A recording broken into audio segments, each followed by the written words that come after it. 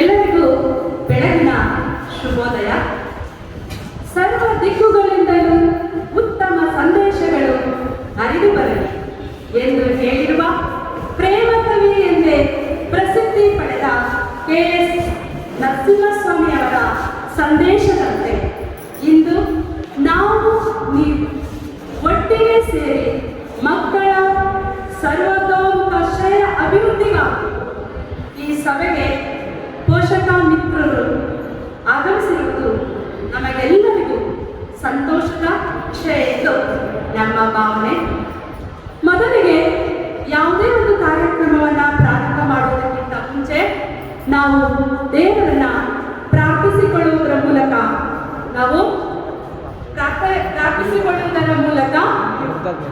ನಾವು ಈ ಒಂದು ಸಭೆಯನ್ನ ಮುಂದುವರಿಸ್ತೀನಿ. ಮೊದಲನೆಯದಾಗಿ ಪ್ರಾರ್ಥನಾ ಗೀತೆಯನ್ನು ಆಡಲು ಬರುತ್ತಾರೆ ನಮ್ಮ ಶಾಲೆಯ ನಮನ ಮತ್ತು ಸಂಗಡಿಗರಿಂದ. ಇಸ್ತಿಯಾ ಪೋಷಕರು ಬಂದು ವೇದಿಕೆಯಲ್ಲಿ ಆಸನರಾಗಬೇಕು ಅಂತ ಕೇಳ್ಕೊಳ್ತಿದ್ದೀನಿ.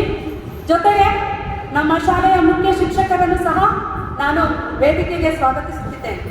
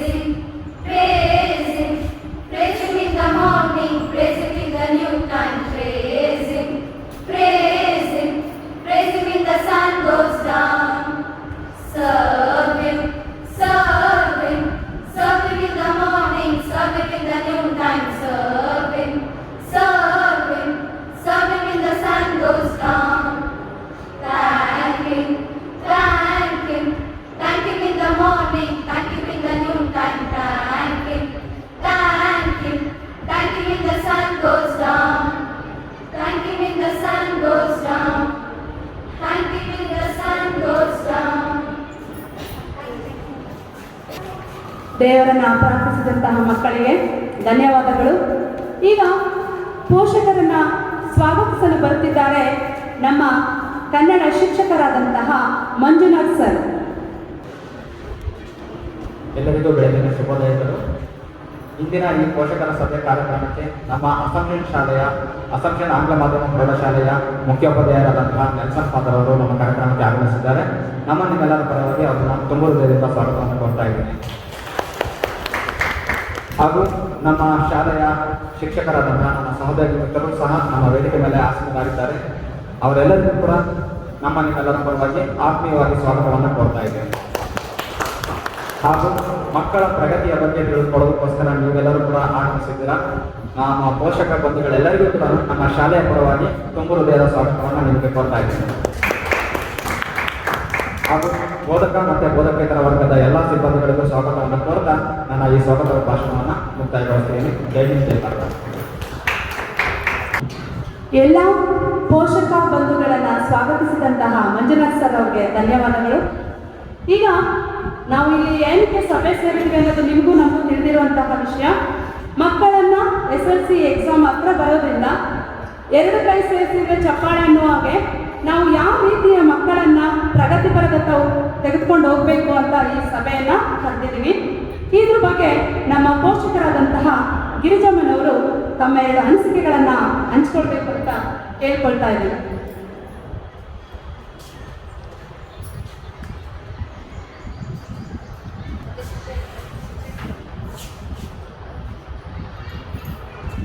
ಇಲ್ಲಿ ಸೇರಿರುವಂಥ ಎಲ್ಲ ಪೋಷಕರಿಗೂ ಮತ್ತು ಶಿಕ್ಷಕರಿಗೂ ನನ್ನ ನಮಸ್ಕಾರವನ್ನು ತಿಳಿಸ್ತೀನಿ. ಅದೇ ನನ್ನ ಸ್ಟೇಜ್ ಮೇಲೆ ಕರೆದು ಗೌರವ ಕೊಟ್ಟಿದ್ದಕ್ಕೆ ತುಂಬ ಧನ್ಯವಾದಗಳನ್ನು ಅರ್ಪಿಸ್ತಿದ್ದೇನೆ. ಈ ಲಾಕ್ಡೌನ್ ಆದಮೇಲೆ ತುಂಬ ರೀತಿಯ ತೊಂದರೆಗಳು ಬಂದಿದೆ. ಬೇರೆ ಹೈಸ್ಕೂಲ್ ಪ್ರಾಬ್ಲಮ್ಸ್ ಆಗಿದ್ದರೆ ಮಕ್ಕಳಿಗೆ ಸ್ವಲ್ಪ ಸಮಯ ಸಿಗ್ತಿತ್ತು ಅವರು ಸಿಚುವೇಶನ್ ಅರ್ಥ ಮಾಡಿಕೊಂಡು ಮುಂದುವರಿಯೋದಕ್ಕೆ. ಇದು SSLC ಆದ್ದರಿಂದ ತುಂಬ ಗಂಭೀರವಾಗಿರಬೇಕಾಗಿದೆ. ಮತ್ತು ಸಮಯ ತುಂಬ ಕಡಿಮೆ ಇದೆ, ಎಲ್ಲರಿಗೂ ಸಮಯದ ಅಭಾವ ಇದೆ. ಆದ್ದರಿಂದ ಪೋಷಕರು ಶಿಕ್ಷಕರ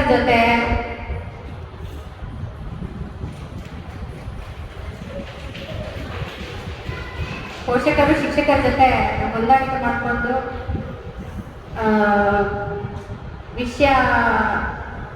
ವಿಷಯಗಳನ್ನ ಏನಾದರೂ ಡೌಟ್ಸ್ ಇದ್ರೆ ಕೇಳ್ಕೊಂಡು ಇವರು ಪೋಷಕರನ್ನು ಮಕ್ಕಳ ಜೊತೆ ಕೋಆಪರೇಟ್ ಮಾಡಬೇಕು ಅಂತ ಕೇಳ್ಕೊತೀನಿ. ಸಮಯದ ಅಭಾವನೆ ತುಂಬ ಇರೋದ್ರಿಂದ ದಯವಿಟ್ಟು ಎಲ್ಲ ಪೋಷಕರು ಮಕ್ಕಳ ಬಗ್ಗೆ ಸ್ವಲ್ಪ ಗಮನ ಕೊಡಬೇಕು. ಮತ್ತು ಅವ್ರಿಗೆ ಏನು ಡೌಟ್ಸ್ ಇದೆ ಕ್ಲಿಯರ್ ಮಾಡಬೇಕು. ಅವರನ್ನು ತುಂಬ ಕಟ್ಟಿ ಹಾಕಿ ಪ್ರೆಷರ್ ಕೊಡಬಾರ್ದು. ತುಂಬ ಜವಾಬ್ದಾರಿ ಜಾಸ್ತಿ ಇರೋದ್ರಿಂದ ಎಲ್ಲರೂ ಸೇರಿಕೊಂಡು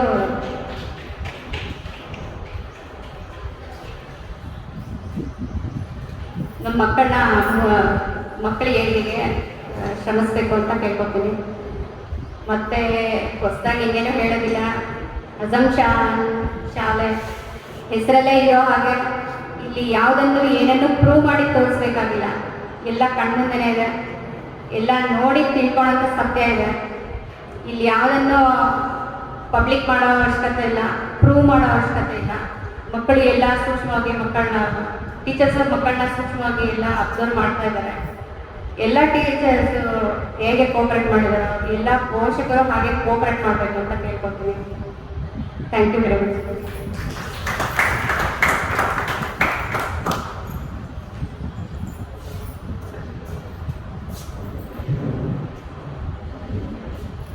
ಗಿರಿಜಮ್ಮನವರು ಒಳ್ಳೆಯ ಸಂದೇಶವನ್ನು ಕೊಟ್ಟರು. ಯಾಕಂದರೆ ಈ ಸಲ SSLC ಇರೋ ಮಕ್ಕಳು 8ಲ್ಲೂ ಎಕ್ಸಾಮ್ ಬರ್ತಿಲ್ಲ, 9ಲ್ಲೂ ಬರ್ತಿಲ್ಲ. ಈಗ ಅವರಿಗೆ ಈ ಪರೀಕ್ಷೆ ಅನ್ನೋದು ಕಬ್ಬಿಣದ ಕಡಲೆ ಥರ ಆಗಿದೆ. ಅದಕ್ಕೆ ನಮ್ಮ ಜೊತೆಗೆ ನಿಮ್ಮ ಸಹಕಾರ. ನೀವು ಎಲ್ಲ ನಮ್ಮ ಟೀಚರ್ಸ್ ಯಾವಾಗಲೂ ಸಿದ್ಧರಿರ್ತಾರೆ. ನಿಮ್ಮದು ಏನೇ ಡೌಟ್ಸ್ ಇರ್ಬೋದು ನಿಮ್ಮ ಮಕ್ಕಳಿಗೆ ಹೇಳಿ ಕೇಳೋದಕ್ಕೆ ನಮ್ಮ ಟೀಚರ್ಸು ಎಲ್ಲರೂ ಬದ್ಧರಾಗಿದ್ದಾರೆ. ಅದನ್ನು ಸಾಲ ಮಾಡೋಕ್ಕೆ ಯಾವಾಗಲೂ ಸಿದ್ಧ. ನಮ್ಮ ಮುಖ್ಯೋಪಾಧ್ಯಾಯರು ಅದ್ರ ಬಗ್ಗೆ ಹೆಚ್ಚಿನ ಕಾಳಜಿಯನ್ನು ತಗೊಳ್ತಾ ಇದ್ದಾರೆ. ಅದು ನಮಗೆ ತುಂಬ ಸಂತೋಷ. ಹಾಗೆ ಅವರು ಹೇಳಿದ ಹಾಗೆ ಮಕ್ಕಳು ಸ್ವಲ್ಪ ತುಂಬ ಕಠಿಣ ಇದೆ ವ್ಯವಸ್ಥೆ. ಅವ್ರ ಮಕ್ಕಳದು ಸ್ಟಡಿ ಇದರ ಟೈಮಲ್ಲಿ ಓದೋದು ಯಾವ ರೀತಿ, ಯಾಕೆ ಬಾಲ್ಯದಲ್ಲಿ ಓದೋದೇ ಇಲ್ಲ. 2 ವರ್ಷ ಅವ್ರಿಗೆ ಎಕ್ಸಾಮ್ ಬರ್ತಿಲ್ಲ. ಎಕ್ಸಾಮ್ ಅನ್ನೋ ಭಯಕ್ಕೆ ಸ್ವಲ್ಪ ಓದ್ತಾ ಇದ್ರು. ಇದೇ ರೀತಿ ಗಿರಿಜಮ್ಮನ ಥರ ಸಂದೇಶ ಕೊಡೋ ಪೋಷಕರು ಯಾರಾದರೂ ಇದ್ದರೆ ಬಂದು ತಮ್ಮ ಅನಿಸಿಕೆಗಳನ್ನು ಈ ವೇದಿಕೆಯಲ್ಲಿ ಹಂಚ್ಕೊಳ್ಬೇಕು ಅಂತ ನಾನು ಕೇಳ್ಕೊಳ್ತಾ ಇದ್ದೀನಿ. ಬೇಡ, ಎಲ್ಲ ಪೋಷಕ ಬಂಧುಗಳನ್ನ ನಾನು ಕೇಳ್ಕೊಳ್ತಿದ್ದೀನಿ. ನಿಮಗೆ ಏನು ಅನಿಸುತ್ತೆ? ಯಾಕಂದರೆ ಒಬ್ಬೊಬ್ಬರಲ್ಲೂ ಒಂದು ವಿಷಯ ಇರುತ್ತೆ.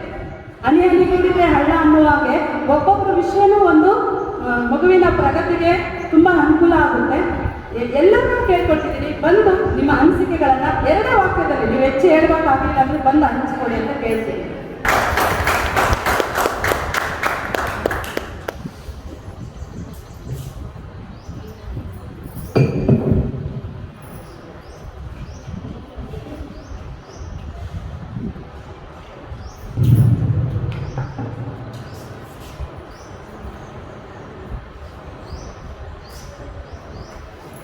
ಎಲ್ಲರಿಗೂ ನಮಸ್ಕಾರ.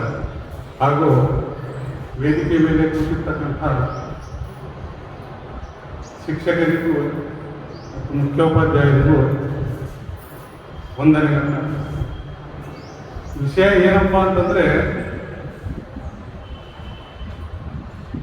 ಈ ಕೊರೋನಾ ಕಾಲದಿಂದ ಮಕ್ಕಳಿಗೆ ವಿದ್ಯೆ ಅನ್ನೋದನ್ನು ಬಹಳ ಹಿಂದೆ ಆಗಿದೆ. ಆ ಸಲುವಾಗಿ ಈಗ ಮೇಡಮ್ ಅವರು ಹೇಳಿದ್ರು 8, 9ನೇ ತರಗತಿಯಲ್ಲಿ ಅವ್ರಿಗೆ ವಿದ್ಯೆನೇ ಇಲ್ಲ, ಕಲಿಕೆನೇ ಇಲ್ಲ. ಹಾಗಾಗಿ ಈಗ ಅವರು SSLC ಪಠ್ಯ ಪುಸ್ತಕ ಯಾವುದೇ ಆಗಲಿ ಕಠಿಣ ಡೈರೆಕ್ಟ್ ತಗೋಬೇಕು ಅಂತಂದ್ರೆ ಕಷ್ಟ ಆಗುತ್ತೆ.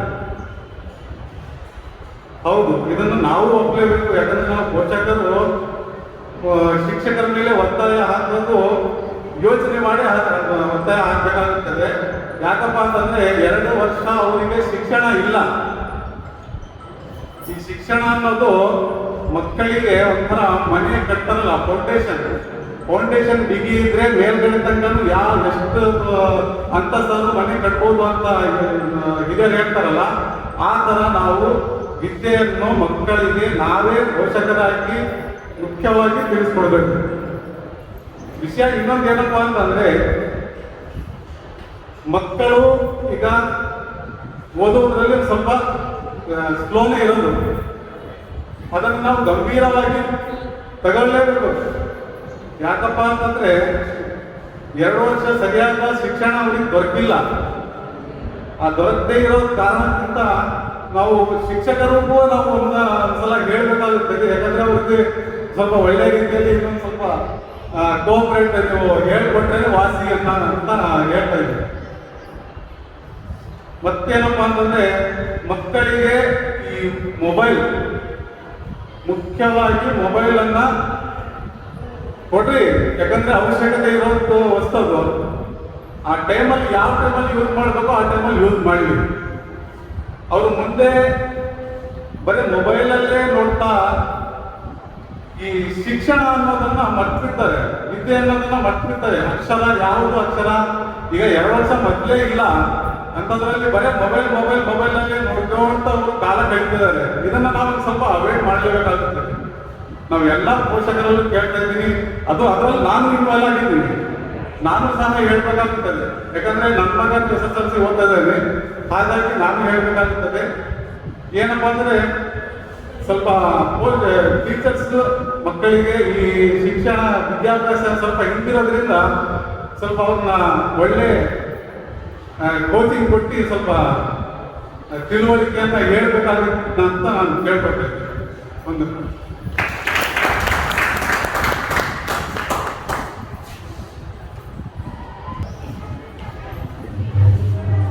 ಈ ಪೋಷಕರು ಒಳ್ಳೆಯ ಸಂದೇಶವನ್ನ ನಮ್ಗೆಲ್ಲ ನೀಡಿದ್ರು. ಮೊದಲು ಎಕ್ಸಾಮ್ ಬೇಗ ಬರ್ತಾ ಇದೆ, PDF ಕಳಿಸ್ತಾ ಇದ್ರು ಟೀಚರ್ಸ್ ಎಲ್ಲ, ಈಗೆಲ್ಲ ನೋಟ್ಸ್ ಕೊಡ್ತಾ ಇದ್ವಿ. ಏನು ಮಾಡೋಕ್ಕಾಗಲ್ಲ, ಅನಿವಾರ್ಯ ಸ್ಥಿತಿಯಲ್ಲಿ ಆ ಮೊಬೈಲ್ ಇದಾಗಿದ್ರೆ. ನನ್ನ ಕ್ಲಾಸಲ್ಲಿ 9ನೇ ಕ್ಲಾಸಲ್ಲಿ ಓದೋಂಥ ಹುಡುಗನಿಗೆ ತುಂಬ ಚೆನ್ನಾಗಿ ಹುಡುಗ ಓದ್ತಾ ಇರಲಿಲ್ಲ. ನಾನು ಫಸ್ಟ್ ಪೀರಿಯಡಲ್ಲಿ ತಲೆನೋವು ಬಂದ ದಿನ ಹಿಂಗೆ ಹೇಳ್ತಾರೆ, ಸುಮ್ಮನೆ ಕುತ್ಕೊಳ್ಳೋ ಅಂತ ಹೇಳಿದೆ. ಮತ್ತೆ ನಮ್ಮದು ಸೆಕೆಂಡ್ ಪೀರಿಯಡ್ಗೆ ನಮ್ಮ HM ಕ್ಲಾಸ್ ತಗೊಂಡ್ರು, ಅದರ್ ಕ್ಲಾಸ್ ತಗೊಂಡಾಗ ನನಗೆ ಹೇಳಿದ್ರು, ಫೋನ್ ಮಾಡಿ ಕ್ಲಾಸ್ ಟೀಚರ್ ಅವರು ಪೇರೆಂಟ್ಸ್ ಕಳಿಸಿ ಅಂತ. ಆ ಹುಡುಗ ಆಸ್ಪತ್ರೆಗೆ ಹೋಗಿ ಬಂದ ಮಾರನೇ ದಿನ ನಾನು ಕೇಳಿದಾಗ ಮೊಬೈಲ್ ನೋಡೋದ್ರಿಂದ ಆ ರೀತಿ ತೊಂದರೆಗೆ ಒಳಗಾಗ್ತಾ ಇದ್ದಾರೆ, ಮೊಬೈಲೇ ಮುಟ್ಬಾರ್ದು ಅಂತ ಹೇಳಿದರು. ಅವನು 9th ನಡೆಯುತ್ತೆ. ಆದರೆ 10th ಇರೋ ಮಕ್ಕಳಿಗೆ ಈ ರೀತಿ ಆದರೆ ಎಕ್ಸಾಮಿಗೆ ತುಂಬ ತೊಂದರೆ ಆಗ್ತಾ ಇದೆ. ಹಾಗಾಗಿ ನೀವು ಆದಷ್ಟು ಮೊಬೈಲನ್ನು ಅವಾಯ್ಡ್ ಮಾಡಿ. ಪೋಷಕರಲ್ಲಿ ನನ್ನದೊಂದು ಕಳಕಳಿ ಮನವಿ. ಈಗ ಮಕ್ಕಳನ್ನು ಮತ್ತು ಪೋಷಕರನ್ನ ಕುರಿತು ನಮ್ಮ ಶಾಲೆಯ ವಂದನೀಯ ಗುರುಗಳಾದಂತಹ ನೆಲ್ಸನ್ ಫಾದರ್ ಅವರಿಂದ 2 ಹಿತನುಡಿಗಳನ್ನು ಹೇಳಬೇಕು ಅಂತ ನನಗೆ. ಮುಂಚೆ ಇನ್ನೂ ಯಾರಾದರೂ ಮಾತಾಡಕ್ಕೆ ಏನಾದರೂ ಇದ್ರೆ, ಏನಾದರೂ ಹಂಚ್ಕೊಳ್ಳಕ್ಕೆ ಬರ್ತೀರಂದ್ರೆ ದಯವಿಟ್ಟು ಮೇಲೆ ಬನ್ನಿ. ದಯವಿಟ್ಟು ಇನ್ನೂ ಯಾರಾದರೂ 2 ಜನ ಮೇಲೆ ಬಂದು ಮಾತಾಡಿ.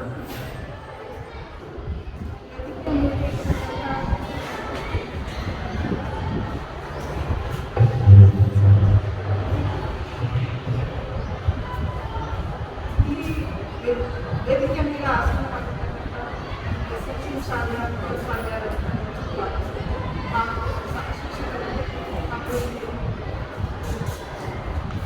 ಸಹ ಶಿಕ್ಷಕರಿಗೆ ಹಾಗೂ ಇಲ್ಲಿ ಆಸೀನರಾಗಿರ್ತಕ್ಕಂಥ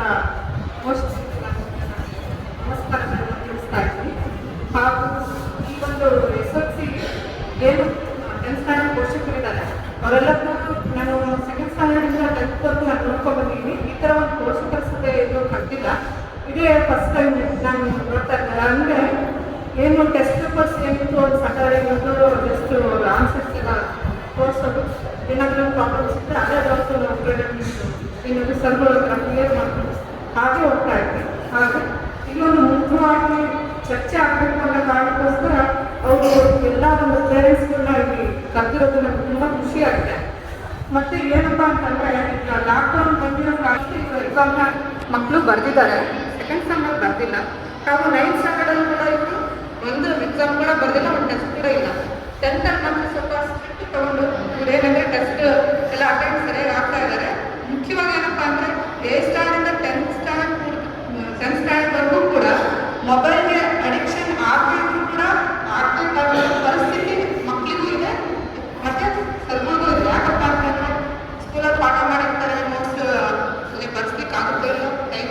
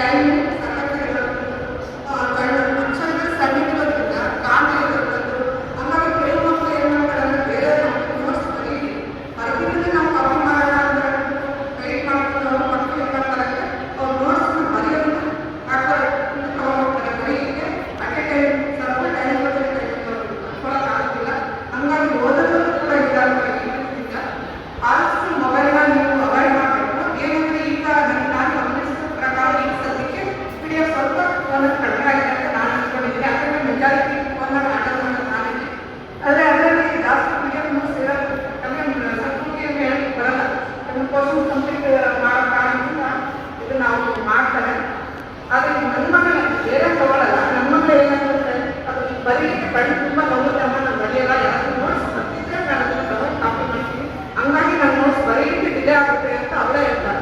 ಹಂಗಾಗಿ ನೋಟ್ಸ್ ಬರೀಲಿಲ್ಲ ಅಂತ ಹಾರ್ಡ್ ವರ್ಕ್ ಮಾಡಲಿಕ್ಕೆ ಏನೂ ಇರೋಲ್ಲ, ಏನಾದರೂ ಸಪೋರ್ಟ್ ಇರೋಲ್ಲ. ನೋಟ್ಸ್ ಇಲ್ಲ ಅಂದರೆ ಬರೀಲಿ ಮಾಡಲಿಕ್ಕೆ ಏನೋ ಕಾರಣದಿಂದ ಮಕ್ಕಳಿಗೆ ಹಿಂದೆ ಆಗ್ತಾರೆ. ಮತ್ತು ಇನ್ನೊಂದು ಏನಪ್ಪ ಅಂತಂದರೆ, ಮಕ್ಕಳು ಡೌಟ್ಸ್ನ ಶಿಕ್ಷಕರಲ್ಲಿ ನಾನು ಪಾಠ ಮಾಡಿದ್ದೀನ, ನಾನು ನೀವು ಮಕ್ಕಳು ಕೇಳಬೇಕಾ ಅಂತ ಅನ್ನೋದು ಇರುತ್ತೇನೋ ಅನ್ನೋದು ಅವರಿಗೆ ಅನಿಸ್ತಿರುತ್ತೆ. ಆದ್ದರಿಂದ ನಾನು ಶಿಕ್ಷಕರಲ್ಲಿ ಏನು ಕೇಳ್ಕೊಳ್ಳೋದಂದರೆ, ಮಕ್ಕಳಿಗೆ ನೀವು ನಿರ್ಭಯವಾಗಿ ದಯವಿಟ್ಟು ನಿಮ್ಮ ಡೌಟ್ಸ್ ಏನಾದರೂ ಇದ್ದರೆ ಅದನ್ನು ಓಪನ್ ಮೈಂಡೆಡಿಂದ ನಮ್ಮನ್ನು ಕೇಳಿ, ಯಾವ ಟೈಮಲ್ಲಿ ಪರವಾಗಿಲ್ಲ ನಾವು ಅದನ್ನು ಸಾಲ್ವ್ ಕೊಡ್ತೀನಿ ಅಂತ ನೀವು ಅಂದಾಗ ಅವ್ರಿಗೆ ತುಂಬ ಖುಷಿ ಆಗುತ್ತೆ. ನಾವು ಮನೆಯಲ್ಲಿ ಹೇಳ್ತೀವಿ ಪೇರೆಂಟ್ಸ್ಗಳು ಏನಂತಂದರೆ, ಏನೇ ಡೌಟ್ಸ್ ಇತ್ತು ಕೂಡ ನೀವು ಟೀಚರ್ಸ್ಗೆ ದಯವಿಟ್ಟು ಕೇಳಿ. ಅವ್ರು ಯಾವುದೇ ಟೀಚರ್ಸ್ ಆಗಲಿ ಹೇಳ್ಕೊಡೋಣ ಅಂತ ಯಾವತ್ತೂ ಹೇಳಲ್ಲ. ಯಾಕಂದರೆ ಅವರಿಗೆ ಟೆನ್ಷನ್ಸ್ ಇರುತ್ತೆ, ಪ್ರೆಷರ್ಸ್ ಇರುತ್ತೆ. ಈ ಟೈಮಲ್ಲಿ ಆಗಲ್ಲ, ಇನ್ನೊಂದು ಟೈಮಲ್ಲಿ ಬಾ ಅಂತ ಕೂಡ ಏನಾದರೂ ಹೇಳಿರ್ತಾರೆ. ನೀವು ಕೇಳದೇ ಇದ್ದಾಗ ನಾವೇನು ಹೇಳಲ್ಲ. ದಯವಿಟ್ಟು ನೀವು ಅದನ್ನು ಡೌಟ್ಸ್ಗಳನ್ನ ಕೇಳಿ ಅಂತ ನಾನು ನನ್ನ ಮಕ್ಕಳಿಗೆ ಹೇಳ್ತೀನಿ. ಆದಷ್ಟು ಏನಂದರೆ ನೀವು ಟೀಚರ್ಸ್ಗೆ ಅಂತ ಕೇಳ್ಕೊಳ್ಳೋದು, ನಿಮ್ಮ ಡೌಟ್ಸ್ ಏನಾಗುತ್ತೆ ದಯವಿಟ್ಟು ಮುಕ್ತವಾಗಿ ಕೇಳ್ಕೊಳ್ರಿ, ಎದುರುಬೇಡಿ ಅಂತ ನೀವೊಂದು ಸಜೆಷನ್ ಮಕ್ಕಳಿಗೆ ಕೊಡಬೇಕು ಅಂತ ಹೇಳ್ತಾ ನಮ್ಗೆ 2 ಮಾತುಗಳನ್ನು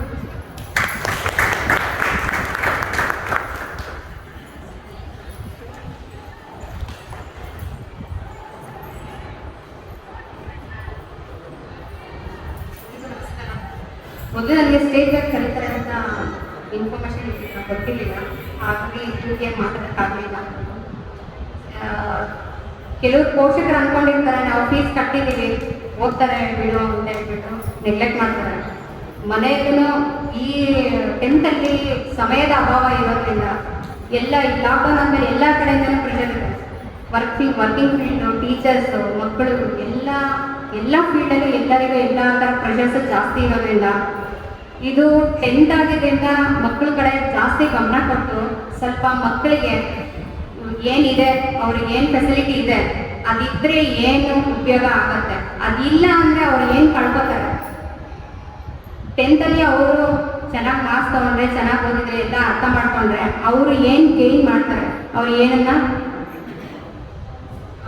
ಬೆಳೆಸ್ಕೋತಾರೆ, ಏನನ್ನ ಉಳಿಸ್ಕೊಳ್ಳೋಕೆ ಸಾಧ್ಯ ಆಗುತ್ತೆ. ಅದಿಲ್ಲ ಅಂದರೆ ಏನನ್ನು ಕಳ್ಕೊತಾರೆ.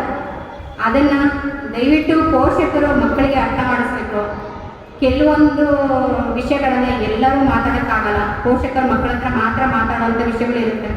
ಇನ್ಸ್ಪೈರ್ ಆಗೋದಾಗಲಿ, ಬೈಯೋದಾಗಲಿ ಅಥವಾ ಏನಾರಾಗಲಿ, ಅದು ಕಮಿಟ್ಮೆಂಟ್ ಜಾಸ್ತಿ. ಮಕ್ಕಳಿಗೂ ಪೋಷಕರಿಗೂ ತುಂಬ ಅಟ್ಯಾಚ್ಮೆಂಟ್ ಜಾಸ್ತಿ ಇರುತ್ತೆ. ಕೆಲವು ಸರಿ ಟೀಚರ್ಸ್ಗೆ ಇರೋದಿಲ್ಲ ಅಟ್ಯಾಚ್ಮೆಂಟ್, ಮಕ್ಕಳ ಜೊತೆ ಪೋಷಕರಿಗೆ ಅಟ್ಯಾಚ್ಮೆಂಟ್ ಜಾಸ್ತಿ ಇರುತ್ತೆ. ಓದೋ ವಿಷಯದಲ್ಲಿ ಟೀಚರ್ಸ್ ಡೌಟ್ ಕ್ಲಿಯರ್ ಮಾಡ್ಬೋದು.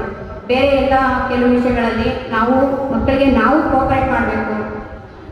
ನಾವು ಅವರಿಗೆ ಫ್ರೀಯಾಗಿ ಅವ್ರು ಏನೇ ಪ್ರಶ್ನೆಗಳು ಕೇಳಿದ್ರು ಅವ್ರಿಗೆ ಅರ್ಥ ಮಾಡಿಸ್ಬೇಕು. ಮತ್ತು ಅವ್ರಿಗೆ ಯಾವುದಾದ್ರೂ ಒಂದು ವಸ್ತುನ ಇದ್ದಾಗ ಅದ್ರ ಉಪಯೋಗ ಎಷ್ಟು, ಇಲ್ಲದೆ ಇದ್ದಾಗ ನಾವು ಅದರಿಂದ ನಾವೇನು ಕಳ್ಕೊತೀವಿ, ಅದಿದ್ದಾಗ ಏನು ಉಪಯೋಗ, ಇಲ್ಲದೆ ಇದ್ದಾಗ ನಾವೇನು ಲಾಸ್ ಮಾಡ್ಕೊತಿದ್ದೀವಿ ಅನ್ನೋದು ಮಕ್ಕಳಿಗೆ ಅರ್ಥ ಆಗೋಗೆ ಸ್ವಲ್ಪ ಮನೆಯಲ್ಲೂ ಹೇಳಬೇಕು ಅಂತ ನಾನು ಕೇಳ್ಕೊತೀನಿ. Thank you.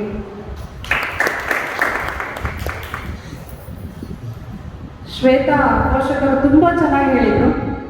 ಯಾಕೆಂದರೆ ಮಕ್ಕಳು ಒಡನಾಟ, ನಮ್ಮ ಎಲ್ಲ ಶಿಕ್ಷಕರು ಮತ್ತು ಮುಖ್ಯೋಪಾಧ್ಯಾಯರ ಗುರಿ ಏನಂದರೆ, ಯಾವಾಗ ನೀವು ಹೇಳಿದ್ರು, ಒಬ್ಬರು ಪೇರೆಂಟ್ಸ್ ಹೇಳಿದರು ಅಸಂಪ್ಷನ್ ಅಂದರೆ ಏನು ಅಂತ ಗೊತ್ತು ಅಂತ.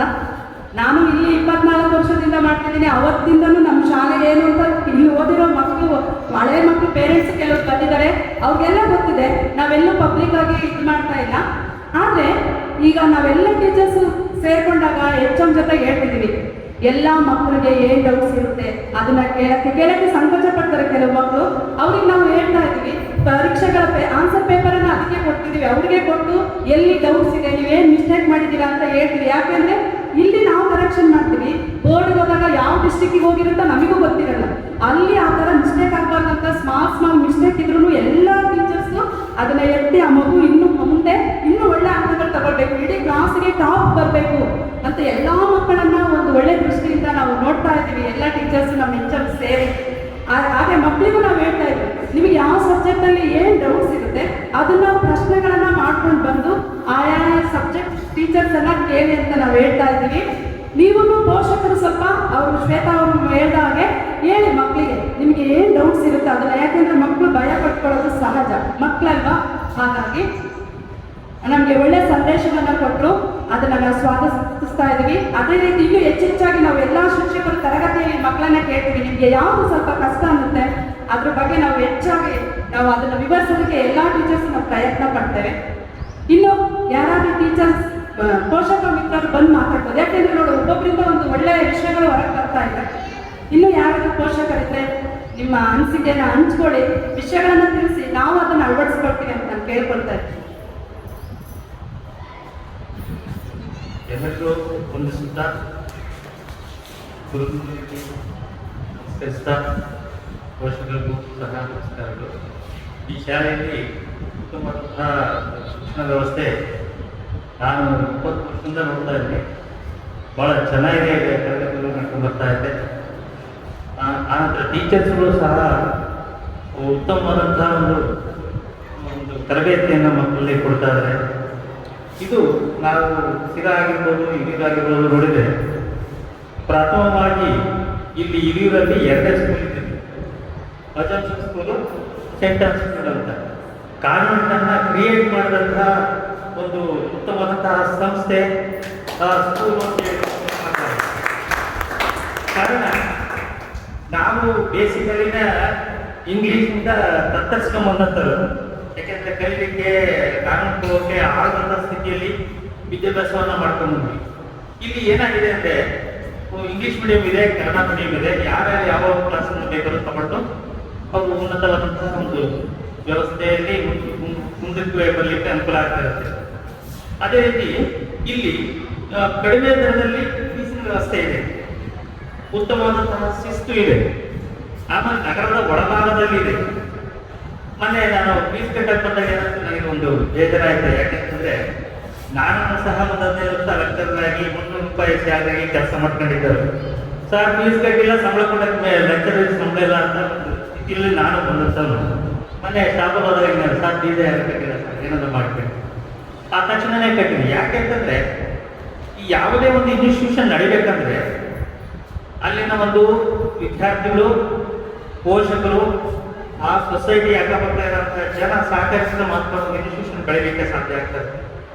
ಇನ್ಸ್ಟಿಟ್ಯೂಷನ್ ಕಟ್ಟಿದಂಥವರಿಗೆ ಎಷ್ಟು ನಮಸ್ಕಾರ ಹೇಳಿದ್ರು, ಧನ್ಯವಾದ ಹೇಳಿದ್ರು ಸಾಕು. ಯಾಕಂದರೆ ಟೆಸ್ಟ್ ಸ್ಕೂಲಲ್ಲಿ ಇತರೆ ಸ್ಕೂಲ್ಗಳಲ್ಲಿ ಕಂಪ್ಯಾರಿಸನ್ ಮಾಡಿದರೆ ಫೀಸ್ ಭಾಳ ಕಡಿಮೆ ಇದೆ. ಸಿಲೆಬಸ್ ಎಲ್ಲ ಸೇಮ್ ಇದೆ. ಎಲ್ಲ ಸ್ಕೂಲಲ್ಲೂ ಸಿಲೆಬಸ್ ಎಲ್ಲ ಸೇಮ್, ಏನು ಬೇರೆ ಬೇರೆ ಏನಿಲ್ಲ. ರಾಷ್ಟ್ರೀಯ ಅಕಾಡೆಮಿ ಓದೋಕ್ಕೆ ಸಿಲೆಬಸ್ ಏನು ಬೇರೆ ಕೊಟ್ಟಿಲ್ಲ. SSLCಗೆ ಕೊಟ್ಟಿದ್ದಾರೆ ಮೇಡಮ್? ಇಲ್ಲಲ್ಲ, ಇಲ್ಲ, ಸೇಮ್ ಸಿಲೆಬಸ್ಸೇ, ಸೇಮ್ 10 ಚಾಪ್ಟರ್ 10 ಚಾಪ್ಟರ್ನೇ. ಫೀಸ್ ಮಾತ್ರ ಜಾಸ್ತಿ, ಸ್ಟ್ರಿಕ್ಟು ಜಾಸ್ತಿ. ಅದೇ ರೀತಿ ಪೋಷಕರು ನಾನು ಹೇಳೋದೇನಂದ್ರೆ ಮಕ್ಕಳ ಬಗ್ಗೆ ಹೆಚ್ಚಿನ ಒಂದು ಗಮನವನ್ನು ಹರಿಸಬೇಕಾಗ್ತದೆ. ಅದರಲ್ಲೂ ಗಂಡು ಮಕ್ಕಳಿರೋಂಥ ಹುಡುಗರನ್ನು ಬೈ ಹೊಡೆಯೋದು, ಭಾಳ ಭಾಷೆ ಹೊಡೆಯೋದು, ಅದು ಟ್ರೈನಿಂಗ್ ಇರಲ್ಲ, ಟ್ರೈನಿಂಗ್ ಸೆನ್ಸ್ ಇರೋದಿಲ್ಲ, ಅದನ್ನಂತೂ ಹೇಳ್ಕೊಡ್ಬೇಕಾಗುತ್ತೆ. ಆಮೇಲೆ ಅತಿಯಾಗಿ ವಿದ್ಯೆಗಟ್ಟು ಓದುವಂಥ ಅವಶ್ಯಕತೆ ಏನಿಲ್ಲ. ಯಾಕೆಂತಂದ್ರೆ ಈಗ ನಾವು ಬದುಕಕ್ಕೋಸ್ಕರ ಊಟ ಮಾಡಬೇಕು ವಿನಃ ಆ ದಿನಕ್ಕೋಸ್ಕರನೇ ಬದುಕಬಾರದು ಅನ್ನೋ ನೋಡಿ. ಅದೇ ರೀತಿ ವಿದ್ಯಾಭ್ಯಾಸ ಎಷ್ಟು ಸುಲಲಿತವಾಗಿ ಸ್ವಲ್ಪ ಮಟ್ಟಿಗೆ ಅರ್ಥ ಮಾಡ್ಕೊಂಡು ಓದಿದೆ ಮಕ್ಕಳು ಉನ್ನತ ದರ್ಜೆಗೆ ಹೋಗ್ಲಿಕ್ಕೆ ಅನುಕೂಲ. ನನಗೆ ಸಂತೋಷ ಏನಂತಂದ್ರೆ ನಮ್ಮ ಮನೆಯ ಫ್ಯಾಮಿಲಿಯಲ್ಲಿ ನಮ್ಮ ಏನು ಮಕ್ಕಳು ನನ್ನ ಮಕ್ಕಳು ನಮ್ಮ ಮಕ್ಕಳು ಇದೇ ಸ್ಕೂಲಲ್ಲೇ ಓದಿರೋದು ಇಂಜಿನಿಯರ್ಸ್ ಆಗಿದ್ದಾರೆ, ಒಳ್ಳೆಯ ಉನ್ನತ ದರ್ಜೆಗೆ ಬಂದಿದ್ದಾರೆ. ಶಿಸ್ತು ಇದೆ, ಏನಿದೆ. ಮನುಷ್ಯನಿಗೆ ಎಜುಕೇಶನ್ ಮುಖ್ಯವಾಗಿ ಶಿಸ್ತು ಬಹಳ ಮುಖ್ಯ. ಶಿಸ್ತು ಬಹಳ ಅಳವಡಿಸ್ಕೋಬೇಕಾಗ್ತದೆ. ಪೇರೆಂಟ್ಸು ಸಹ ಶಿಸ್ತನ್ನು ಅಳವಡಿಸ್ಕೊಳ್ಬೇಕಾಗುತ್ತೆ. ಬಹಳ ಬೇಜಾರಾಗುತ್ತೆ. ನಾವು ಇಲ್ಲಿ ಬಂದು ಆ ನೋಡಿ ಗೇಟ್ ಮುಂದೆ ಎಲ್ಲ ಬೈಕ್ಗಳು ನಿಲ್ಲಿಸಿದ್ದಾರೆ. ಈಗೇನಾದರೂ ಹುಡುಗರು ಹೋಗ್ಬೇಕು, ಡೋರ್ ಓಪನ್ ಮಾಡೋಕ್ಕೂ ಬರೋದಿಲ್ಲ. ಅದು ತಪ್ಪಬೇಕು ನಮ್ಮಲ್ಲಿ. ನಾನು ಭಾಳ ಸರಿ ಹೇಳ್ತಾ ಇರ್ತೇನೆ, ಬೈಕ್ಗಳನ್ನ ಡೋರಿಂದ ಹಿಂದ್ಗಡೆ ನಿಲ್ಲಿಸಿ, ಆ ಕಡೆ ಈ ಕಡೆ ಯಾರು ಹೇಳ್ತಾರೆ? ಪಬ್ಲಿಕ್ ಸಾಮಾನ್ಯ ಜ್ಞಾನವನ್ನು ನಾವೇ ತಿಳ್ಕೊಳ್ಬಿಟ್ರೆ, ಪೋಷಕರಾದವರು ನಾವೇ ತಿಳ್ಕೊಳ್ಬಿಟ್ರೆ ಅದನ್ನೆಲ್ಲ ಹಾಳು ಮಾಡಬಾರ್ದು. ಅವ್ಯವಸ್ಥೆಯನ್ನು ಮಾಡಬಾರ್ದು. ಅದೇ ರೀತಿ ಮನೆಯದಾಗ ಒಂದು ಮಾತು ಹೇಳ್ತಾ ಇರ್ತೀನಿ, ಭಾಳಷ್ಟು ಶಿಕ್ಷಣ ಈ ಟೀಚರ್ಸ್ಗಳು ಭಾಳ ಎಫರ್ಟ್ ಹಾಕಿ ಮಕ್ಕಳಲ್ಲಿ ಉತ್ತಮ ಶಿಕ್ಷಣವನ್ನು ಕೊಡ್ತಾ ಇದ್ದಾರೆ. ಅದೇ ರೀತಿ ಪೇರೆಂಟ್ಸು ಸಹ ಚೂರು ಕೈ ಜೋಡಿಸಿದ್ರೆ ಈ ಒಂದು ಸಂಸ್ಥೆಗೆ, ಟೀಚರ್ಸ್ಗಳಿಗೆ, ನಮ್ಮ ಮಕ್ಕಳಿಗೆ, ನಮಗೆ ಒಂದು ಒಳ್ಳೆಯ ಹೆಸರು ಬರುತ್ತೆ. ಮಕ್ಕಳು ಸಹ ಉನ್ನತವಾದಂಥ ದರ್ಜೆಗೆ ಇರಲಿಕ್ಕೆ ಅನುಕೂಲ ಆಗ್ತಿರುತ್ತೆ. ಅದಕ್ಕೆಲ್ಲರೂ ನಾವು ನೀವೆಲ್ಲರೂ ಸಹಕರಿಸಿದ್ರೆ ಒಳ್ಳೆಯದಾಗುತ್ತೆ ಈ ಇನ್ಸ್ಟಿಟ್ಯೂಷನ್ಗೆ, ಗುರುಗಳಿಗೆ, ಗುರುವೃಂದರಿಗೆ ಅಂತ ಹೇಳಿ ನಾನು 2 ಮಾತನ್ನು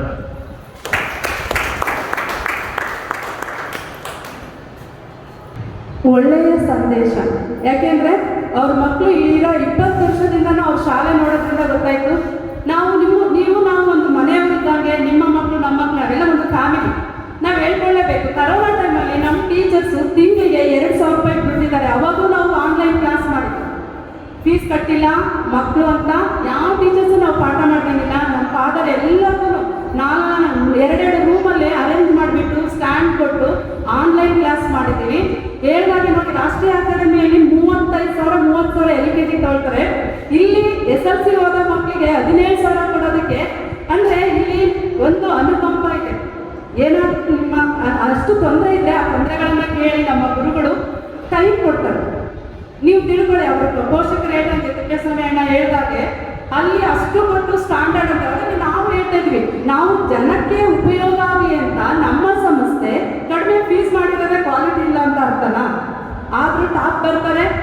ಒಪ್ಪಂದಕ್ಕೆ ನಾನು ಹೇಳ್ತೀನಿ, ಈ ಅಸಂಪ್ಷನ್ನಲ್ಲಿ 10th ಮುಗಿಸ್ಕೊಂಡು ಹೋಗಿ ಹುಡುಗರು ವರ್ಷ ನೀಟ್ ಎಕ್ಸಾಮಲ್ಲಿ ಒಬ್ರು ಇಬ್ರು ಮೆಡಿಕಲ್ ಸೀಟ್ ತಗೊಳ್ತಾರೆ. ಅದು ನಮ್ಮ ಅಸಂಪ್ಷನ್ ಶಾಲೆಗೆ ಒಂದು ಹೆಮ್ಮೆ ಅಂತ ಹೇಳ್ತೀನಿ. ಎಲ್ಲಿ ಬೇಕಾದ್ರೂ ಹೇಳ್ತೀನಿ, ಎಲ್ಲ ಶಾಲೆ ಟೀಚರ್ಸ್ ಇದ್ದಾಗೂ ನಾನು ಹೇಳಿದ್ದೀನಿ, ಅಂತ ಒಳ್ಳೆ ಶಾಲೆಯಲ್ಲಿ ನಿಮ್ಮ ಮಕ್ಕಳು ಓದ್ತಾ ಇದ್ದಾರೆ. ಅದೇ ರೀತಿಯಾಗಿ ನೋಡಿ, ಅವ್ರು ಒಳ್ಳೆ ಸಂದೇಶ ಕೊಟ್ಟು ಶಿಸ್ತು. ಯಾಕೆಂದ್ರೆ ನಿಮ್ಮ ಮಗುವನ್ನ ನೀವು ಬಿಟ್ಟು ಹೋಗೋಕ್ಕೆ ಎಲ್ಲಿ ಬೇಕಾದ್ರೂ ಅಲ್ಲಿ ಗೇಟಲ್ಲಿ ನಿಲ್ಲಿಸ್ತೀರಾ. ಚಿಕ್ಕ ಮಕ್ಕಳು ಬರ್ತಾ ಇರ್ತಾರೆ. ನೀವು ತಿಳ್ಕೊಳ್ಳಿ, ಅಂದ್ರೆ ಎಲ್ಲರೂ ಅವ್ರು ಮಾಡಲ್ಲ, ಕೆಲವೊಬ್ರು ಮಾಡ್ತಾರೆ. ಅವ್ರಿಗೂ ಹೇಳಿ, ಅಪ್ಪಪ್ಪ ಅವ್ರು ಎಡ್ಗಣ್ಣ ಇರ್ತಾರೆ, ಹೇಳ್ತಾ ಇರ್ಬೇಕಾದ್ರೆ ಅವ್ರಿಗೆ ಕೆಲವೊಬ್ರು ಮಾತಾಡ್ತಾರೆ. ಅದನ್ನ ನಾವು ನೀವು ಸೇರಿ ನಮ್ಮ ಶಿಸ್ತನ್ನ ಬೆಳೆಸೋಣ. ಒಳ್ಳೆ ಸಂದೇಶವನ್ನ ಕೊಟ್ಟರು ಅಣ್ಣ ಅವರು. ಅವ್ರಿಗೆ ತುಂಬಾ ಧನ್ಯವಾದಗಳನ್ನ ನಾನು ತಿಳಿಸ್ತಾ ಇದ್ದೀನಿ. ಇನ್ನು ಯಾರಾದ್ರೂ ಪೋಷಕರು ಒಲವಿದ್ರೆ ಬಂದು ಮಾತಾಡಿ, ನಿಮ್ಮ ಶಾಲೆ ನಿಮ್ಮ ಮಕ್ಕಳ ಬಗ್ಗೆ ಕೇಳ್ಕೊಳ್ತೀನಿ ಮತ್ತೊಮ್ಮೆ. ಈಗ ನಮ್ಮ ಶಾಲೆಯ ವಂದನೀಯ ಗುರುಗಳಾದಂತಹ, ನಮ್ಮ ಹೈಸ್ಕೂಲ್ ಶಾಲೆಯ ಮುಖ್ಯ ಶಿಕ್ಷಕರು ಆದಂತಹ ನೆಲ್ಸನ್ ಫಾದರ್ ಅವರಿಂದ ಮಕ್ಕಳ ಮತ್ತು ಪೋಷಕರ ಕುರಿತು 2 ಹಿತನುಡಿಗಳನ್ನು ಹೇಳಬೇಕಂತ ನಾನು ಕೇಳ್ಕೊಳ್ತಾ ಇದ್ದೀನಿ.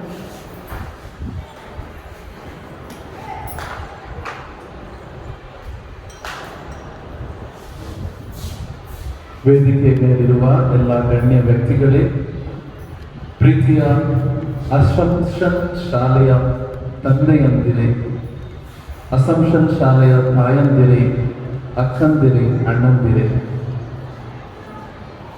ಇಂಗ್ಲಿಷ್ ಭಾಷೆಯಲ್ಲಿ ಒಂದು ಸೆಂಟೆನ್ಸ್ ಇದೆ.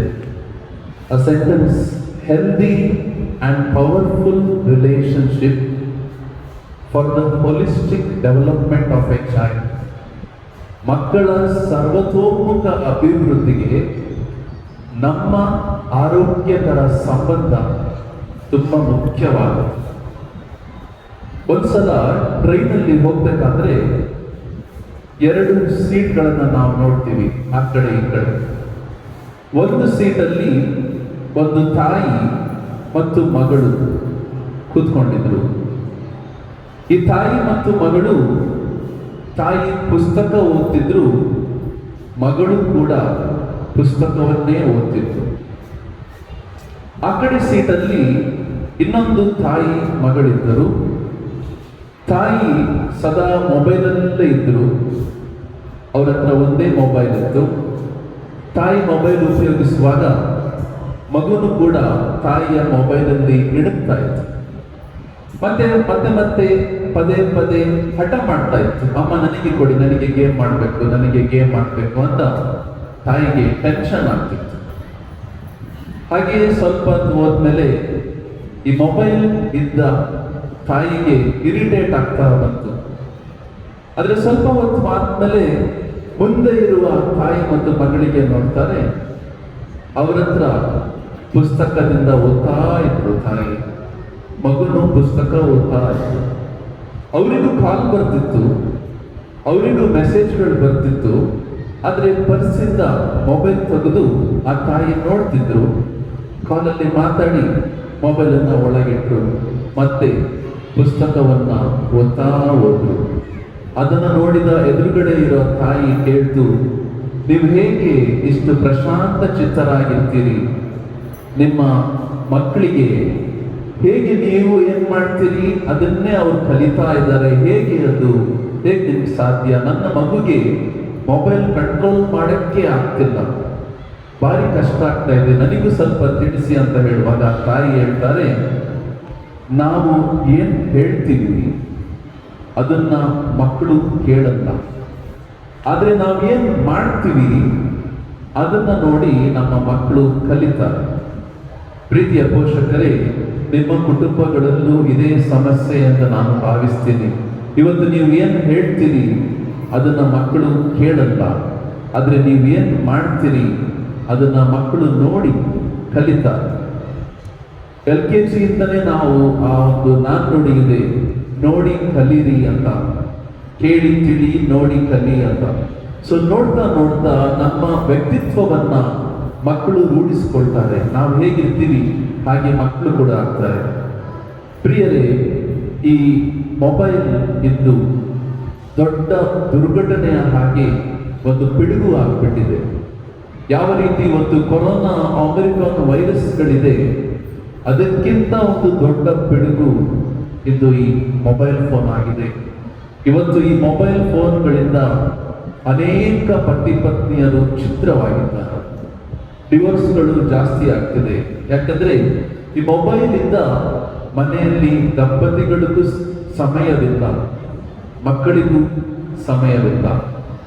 ಅದರಿಂದ ಹೇಗೆ ನಾವು ಕಂಟ್ರೋಲ್ ಮಾಡಬೇಕು, ನನಗೆ ಕಂಟ್ರೋಲ್ ಮಾಡಕ್ಕೆ ಆಗ್ತಿಲ್ಲ, ಹೇಗೆ ಮಾಡಬೇಕು?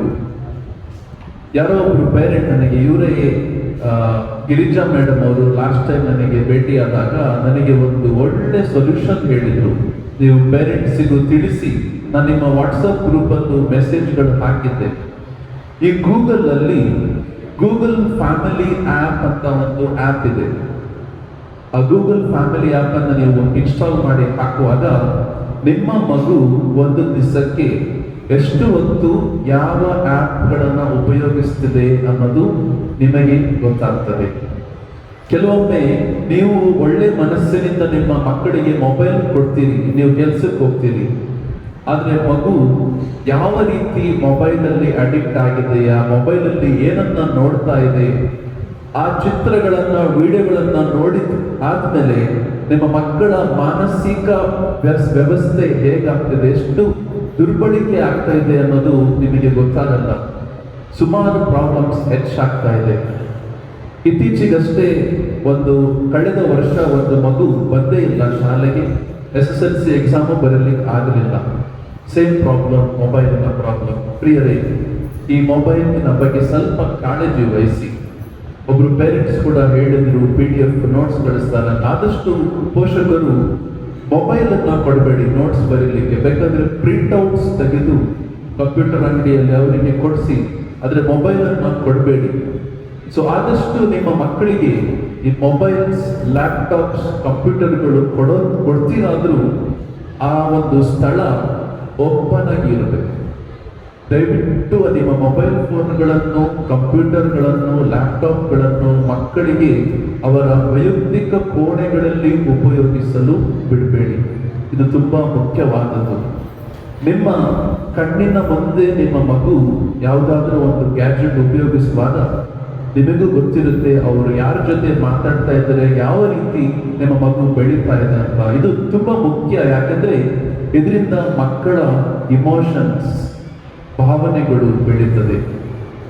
ಆದಷ್ಟು 95% ಕಡಿಮೆ ಆಗುತ್ತೆ ಮಕ್ಕಳಿಂದು. ಯಾಕಂದ್ರೆ ಈ ಇಮೋಷನ್ಸ್ ಅಲ್ಲಿ ಅವರಿಗೆ ಒಂದು ನಿಗಾ ಇದೆ. ಆದ್ರಿಂದ ಈ ವರ್ಷ, ಈ ವಯಸ್ಸು ಹದಿಹರೆಯದ ವಯಸ್ಸು ಅಂತ ನಾವು ಹೇಳ್ತೀವಿ. ಹದಿಹರೆಯದ ವಯಸ್ಸಿನಲ್ಲಿ ನಮ್ಮ ಮಕ್ಕಳ ಜೊತೆ ನಾವು ಜಾಸ್ತಿ ಟೈಮನ್ನು ಬೆರಿಬೇಕು, ಅವ್ರ ಜೊತೆ ಕಳಿಬೇಕು. ಅದರಿಂದ ಸ್ವಲ್ಪ ಅವರ ಜೊತೆ ಟೈಮನ್ನು ಕಳೀರಿ. ಎರಡನೇದಾಗಿ, ನಮ್ಮ ಮಕ್ಕಳ ಪ್ರೋಗ್ರೆಸ್ ಅನ್ನು ನಾವು ಮಾನಿಟರ್ ಮಾಡಬೇಕು. ಪ್ರೋಗ್ರೆಸ್ ಅಂತ ಕೂಡಲೇ ಶಾಲೆಯಲ್ಲಿ ಕೇವಲ ಶೈಕ್ಷಣಿಕ ಮಾತ್ರವಲ್ಲ, ಅದು ತುಂಬಾ ಮುಖ್ಯವಾದದ್ದು. ನಿಮ್ಮ ಮಗುವಿನ ಮಾರ್ಕ್ಸ್ ಕಾರ್ಡ್ಸ್ ನೋಡಕ್ಕೆ ಬಂದಿದ್ದೀರಿ, ಎಲ್ಲ ಪೇಪರ್ಗಳನ್ನು ನೋಡಿದ್ದೀರಿ, ಅದು ಒಂದು ಭಾಗ. ನಿಮ್ಮ ಮಗುವಿನ ಶೈಕ್ಷಣಿಕ ಭಾಗ ತುಂಬಾ ಪ್ರಮುಖವಾದ ಭಾಗ. ಎರಡನೇ ಭಾಗ ನಾನು ಹೇಳಿದಂತೆ ನಿಮ್ಮ ಮಗುವಿನ ಇಮೋಷನ್ಸ್. ನಿಮ್ಮ ಮಗುವಿಗೆ ಜಾಸ್ತಿ ಕೋಪ ಇದೆ, ನಿಮ್ಮ ಮಗು ಯಾರ ಹತ್ರನೂ ಮಾತಾಡ್ಸಲ್ಲ, ಹೊರಗಡೆ ಇರೋರ ಹತ್ರನೂ ಮಾತಾಡ್ಸಲ್ಲ, ಅಥವಾ ನಿಮ್ಮ ಮಗುವಿನ ವಿಷಯದಲ್ಲಿ ನಿಮಗೆ ಚೆನ್ನಾಗಿ ಗೊತ್ತು. ತಂದೆ ತಾಯಿಯರೇ ಮಕ್ಕಳ ಮೊದಲ ಶಿಕ್ಷಕರು ಅಂತ ಕೇಳಿದ್ದೀವಿ. ಮನೆಯೇ ಮೊದಲ ಪಾಠಶಾಲೆ. ಆದ್ರಿಂದ ನಿಮ್ಮ ಮಕ್ಕಳು ಈ ಶಿಕ್ಷಣಕ್ಕಿಂತ ಮುಖ್ಯ ನಿಮ್ಮ ಮಕ್ಕಳ ನಡವಳಿಕೆ ನೀವು ಅಬ್ಸರ್ವ್ ಮಾಡಬೇಕು. ನಿಮ್ಮ ಮಕ್ಕಳ ನಡವಳಿಕೆ ಈ ವಯಸ್ಸಿನಲ್ಲಿ ಚೇಂಜ್ ಆಗ್ತಾ ಹೋಗುತ್ತೆ. ಈ ಚೇಂಜ್ ಆಗಬೇಕಾದ್ರೆ ಅದರಲ್ಲಿ ತಂದೆ ತಾಯಿಯರು, ಶಿಕ್ಷಕರು, ಮುಖ್ಯ ಶಿಕ್ಷಕರು ತುಂಬಾ ಪಾತ್ರ ವಹಿಸ್ತಾರೆ. ನಾನು ಎಲ್ಲ 10ನೇ ಕ್ಲಾಸ್ ಮಕ್ಕಳಿಗೆ ವೈಯಕ್ತಿಕವಾಗಿ ಭೇಟಿ ಆಗ್ತಾ ಇದ್ದೇನೆ. ಪೋಷಕರು ವೈಯಕ್ತಿಕವಾಗಿ ಭೇಟಿಯಾಗಿ ಅವರಲ್ಲಿ ಏನು ಸಮಸ್ಯೆಗಳಿದೆ ಅಂತ ನಾನು ಕೇಳ್ತಾ ಇದ್ದೇನೆ. ಈ ಸಮಸ್ಯೆಗಳು ನೀವು ಕೇಳಬೇಕು. ನಿಮ್ಮ ಮಕ್ಕಳಿಗೆ, ನಿಮ್ಮ ಮಕ್ಕಳ ಗೆಳೆಯರು ಯಾರು ಅಂತ ನಿಮಗೂ ಗೊತ್ತಾಗಬೇಕು.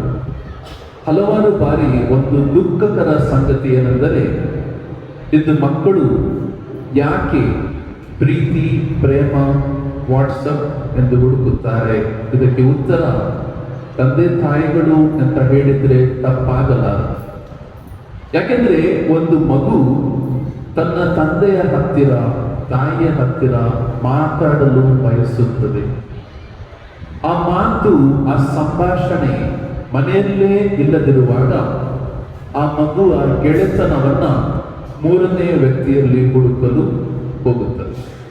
ಆದ್ರಿಂದ ಈ 3ನೇ ವ್ಯಕ್ತಿಗೆ ಹುಡುಕುವ ಒಂದು ಅವಕಾಶ ನೀವು ಕೊಡದೆ, ಮನೆಯಲ್ಲೇ ನೀವು ತಂದೆ ತಾಯಿಗಳು ಉತ್ತಮ ಗೆಳೆಯರಾಗುವಾಗ ಆ ಮಗು ರಾಂಗ್ ಟ್ರ್ಯಾಕ್ ಹೋಗಲು ನೀವು ಆದಷ್ಟು ಬ್ಲಾಕ್ ಮಾಡ್ತೀರಿ ಎಂದು ನಾನು ಭಾವಿಸ್ತೇನೆ. ಆದ್ರಿಂದ ನಾನು ಹೇಳ್ತಿರೋದು, ನಿಮ್ಮ ಮನೆಯಲ್ಲಿ ಕಮ್ಯುನಿಕೇಶನ್, ಸಂಪರ್ಕ, ನಿಮ್ಮ ಸಂಪರ್ಕ ನಿಮ್ಮ ಮಗುವಿನ ಜೊತೆ ಜಾಸ್ತಿ ಆಗಿರಲಿ. ಇವತ್ತು ಸಮಸ್ಯೆಗಳು ಯಾಕೆ ಜಾಸ್ತಿ ಆಗ್ತಿದೆ ಅಂದ್ರೆ, ಇವತ್ತು ನಮ್ಮ ಕುಟುಂಬಗಳು ಧಾರಾವಾಹಿಗಳ ಥರನೇ ಆಗ್ತಿದೆ. ಲಕ್ಷ್ಮಿ ಬಾರಮ್ಮ, ಕುಂಕುಮ ಭಾಗ್ಯ ತರ ನಮ್ಮ ವೈಯಕ್ತಿಕ ಜೀವನ ಕೂಡ ಅದೇ ರೀತಿ ಸಣ್ಣ ಸಣ್ಣ ವಿಷಯಕ್ಕೆ ಅಳು, ದುಃಖ ಈ ಕುಟುಂಬದಲ್ಲಿ ಜಾಸ್ತಿ ಆಗ್ತದೆ. ಯಾಕಂದ್ರೆ ನಾವೇನ್ ನೋಡ್ತೀವಿ ಅದನ್ನೇ ನಮ್ಮ ಕುಟುಂಬದಲ್ಲಿ ಆಗ್ತದೆ. ಸೊ ಇವತ್ತು ಕೆಲವು ಮಕ್ಕಳುಗಳು ನಿಮ್ಮ ತಂದೆ ತಾಯಿಗಳನ್ನ ಬ್ಲ್ಯಾಕ್ ಮೇಲ್ ಮಾಡಕ್ಕೆ ಮುಂದಾಗ್ತಾ ಇದ್ದಾರೆ. ಅದರಿಂದ ಮಕ್ಕಳನ್ನ ಇವಾಗಿಂದನೇ ಸರಿಯಾದ ರೀತಿಯಲ್ಲಿ ಒಂದು ಉತ್ತಮವಾಗಿ ರೂಢಿಸಿರಿ.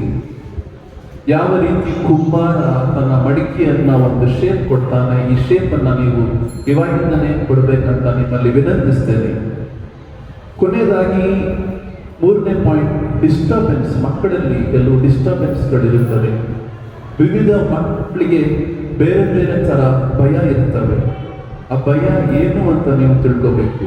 ನಿಮ್ಮ ಮಗುವಿಗೆ ಒಂದು ಪರ್ಟಿಕ್ಯುಲರ್ ಸಬ್ಜೆಕ್ಟ್ ಅಲ್ಲಿ ಕಡಿಮೆ ಮಾರ್ಕ್ಸ್ ಬಂದಾಗ, ಯಾಕೆ ನನ್ನ ಮಗನಿಗೆ, ಮಗಳಿಗೆ ಆ ಒಂದು ಸಬ್ಜೆಕ್ಟ್ ಕಷ್ಟ ಆಗುತ್ತದೆ ಅಂತ ನೀವು ಕೇಳಬೇಕು. ಅದಕ್ಕೆ ಒಂದು ಔಷಧಿ ಇರುತ್ತೆ, ಒಂದು ಸೊಲ್ಯೂಷನ್ ಇರುತ್ತೆ. ಅದನ್ನು ನೀವು ಶಿಕ್ಷಕರ ಮುಂದೆ ಬಂದು ಭೇಟಿ ಮಾಡಿ ಅವರಿಗೆ ಕೇಳಿದಾಗ ನಿಮಗೆ ಅದರ ಒಂದು ಸೊಲ್ಯೂಷನ್ ಸಿಗ್ತದೆ. ಪ್ರಿಯರೇ, ಇಲ್ಲಿ ನಾನು ಹೇಳಿದ ಹಾಗೆ ಯಾವ ರೀತಿ ಕುಟುಂಬದಲ್ಲಿ ಸಂಬಂಧ, ಅದೇ ರೀತಿ ನಿಮ್ಮ ಮತ್ತು ಶಿಕ್ಷಕರ ನಡುವಿನ ಸಂಬಂಧವೂ ತುಂಬಾ ಮುಖ್ಯವಾದದ್ದು.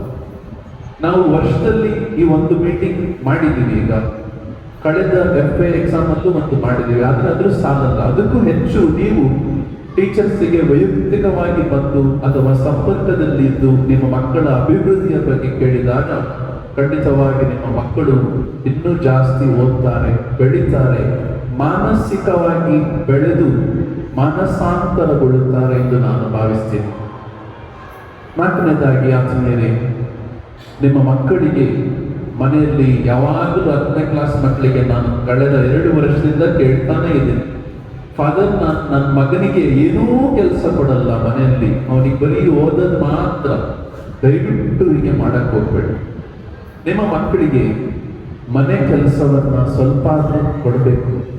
ನಿಮ್ಮ ಮನೆ ಕೆಲಸ ಒಂದು ಗುಡಿಸೋದಾಗಲಿ, ಪಾತ್ರೆ ತೊಳೆಯೋದಾಗಲಿ, ನೆಲ ಒರೆಸೋದಾಗಲಿ, ಇದನ್ನ ನಮ್ಮ ಮಕ್ಕಳು ಕಲಿಬೇಕು. ಕಲಿಯೋದ್ರಿಂದ ಅವರಲ್ಲಿ ಒಂದು ಜವಾಬ್ದಾರಿ ಬೆಳೀತದೆ. ಅವರ ಬಟ್ಟೆಗಳನ್ನ ಅವರೇ ಒಂದು ರೀತಿ ಒಂದು ಜಾಗದಲ್ಲಿ ಇಡಕ್ಕೆ. ಹಲವಾರು ಬಾರಿ ತಂದೆ ತಾಯಿಗಳು ನೀವು ತುಂಬಾ ಪ್ರೀತಿಸ್ತೀರಿ. ಹೇಗೆ ಅಂದ್ರೆ, ನಿಮ್ಮ ಮಕ್ಕಳಿಗೆ ನೀವೇ ಓವರ್ ಪ್ರೀತಿ ಮಾಡ್ತೀರಿ. ಆ ಪ್ರೀತಿ ಒಂದಿನ ನಿಮಗೆ ರಿಮಾಂಡ್ ಹೊಡಿತದೆ. ಅದರಿಂದ ಮಕ್ಕಳಿಗೆ ಜವಾಬ್ದಾರಿ ಏನಂತ ಗೊತ್ತಿರಲ್ಲ. ಅದರಿಂದ ನಿಮ್ಮ ಮಕ್ಕಳಿಗೆ ಸ್ವಲ್ಪ ಚಿಕ್ಕ ಚಿಕ್ಕ ಕೆಲಸಗಳನ್ನ ಮನೆಯಲ್ಲೂ ಮಾಡಲು ಕೊಡಿ.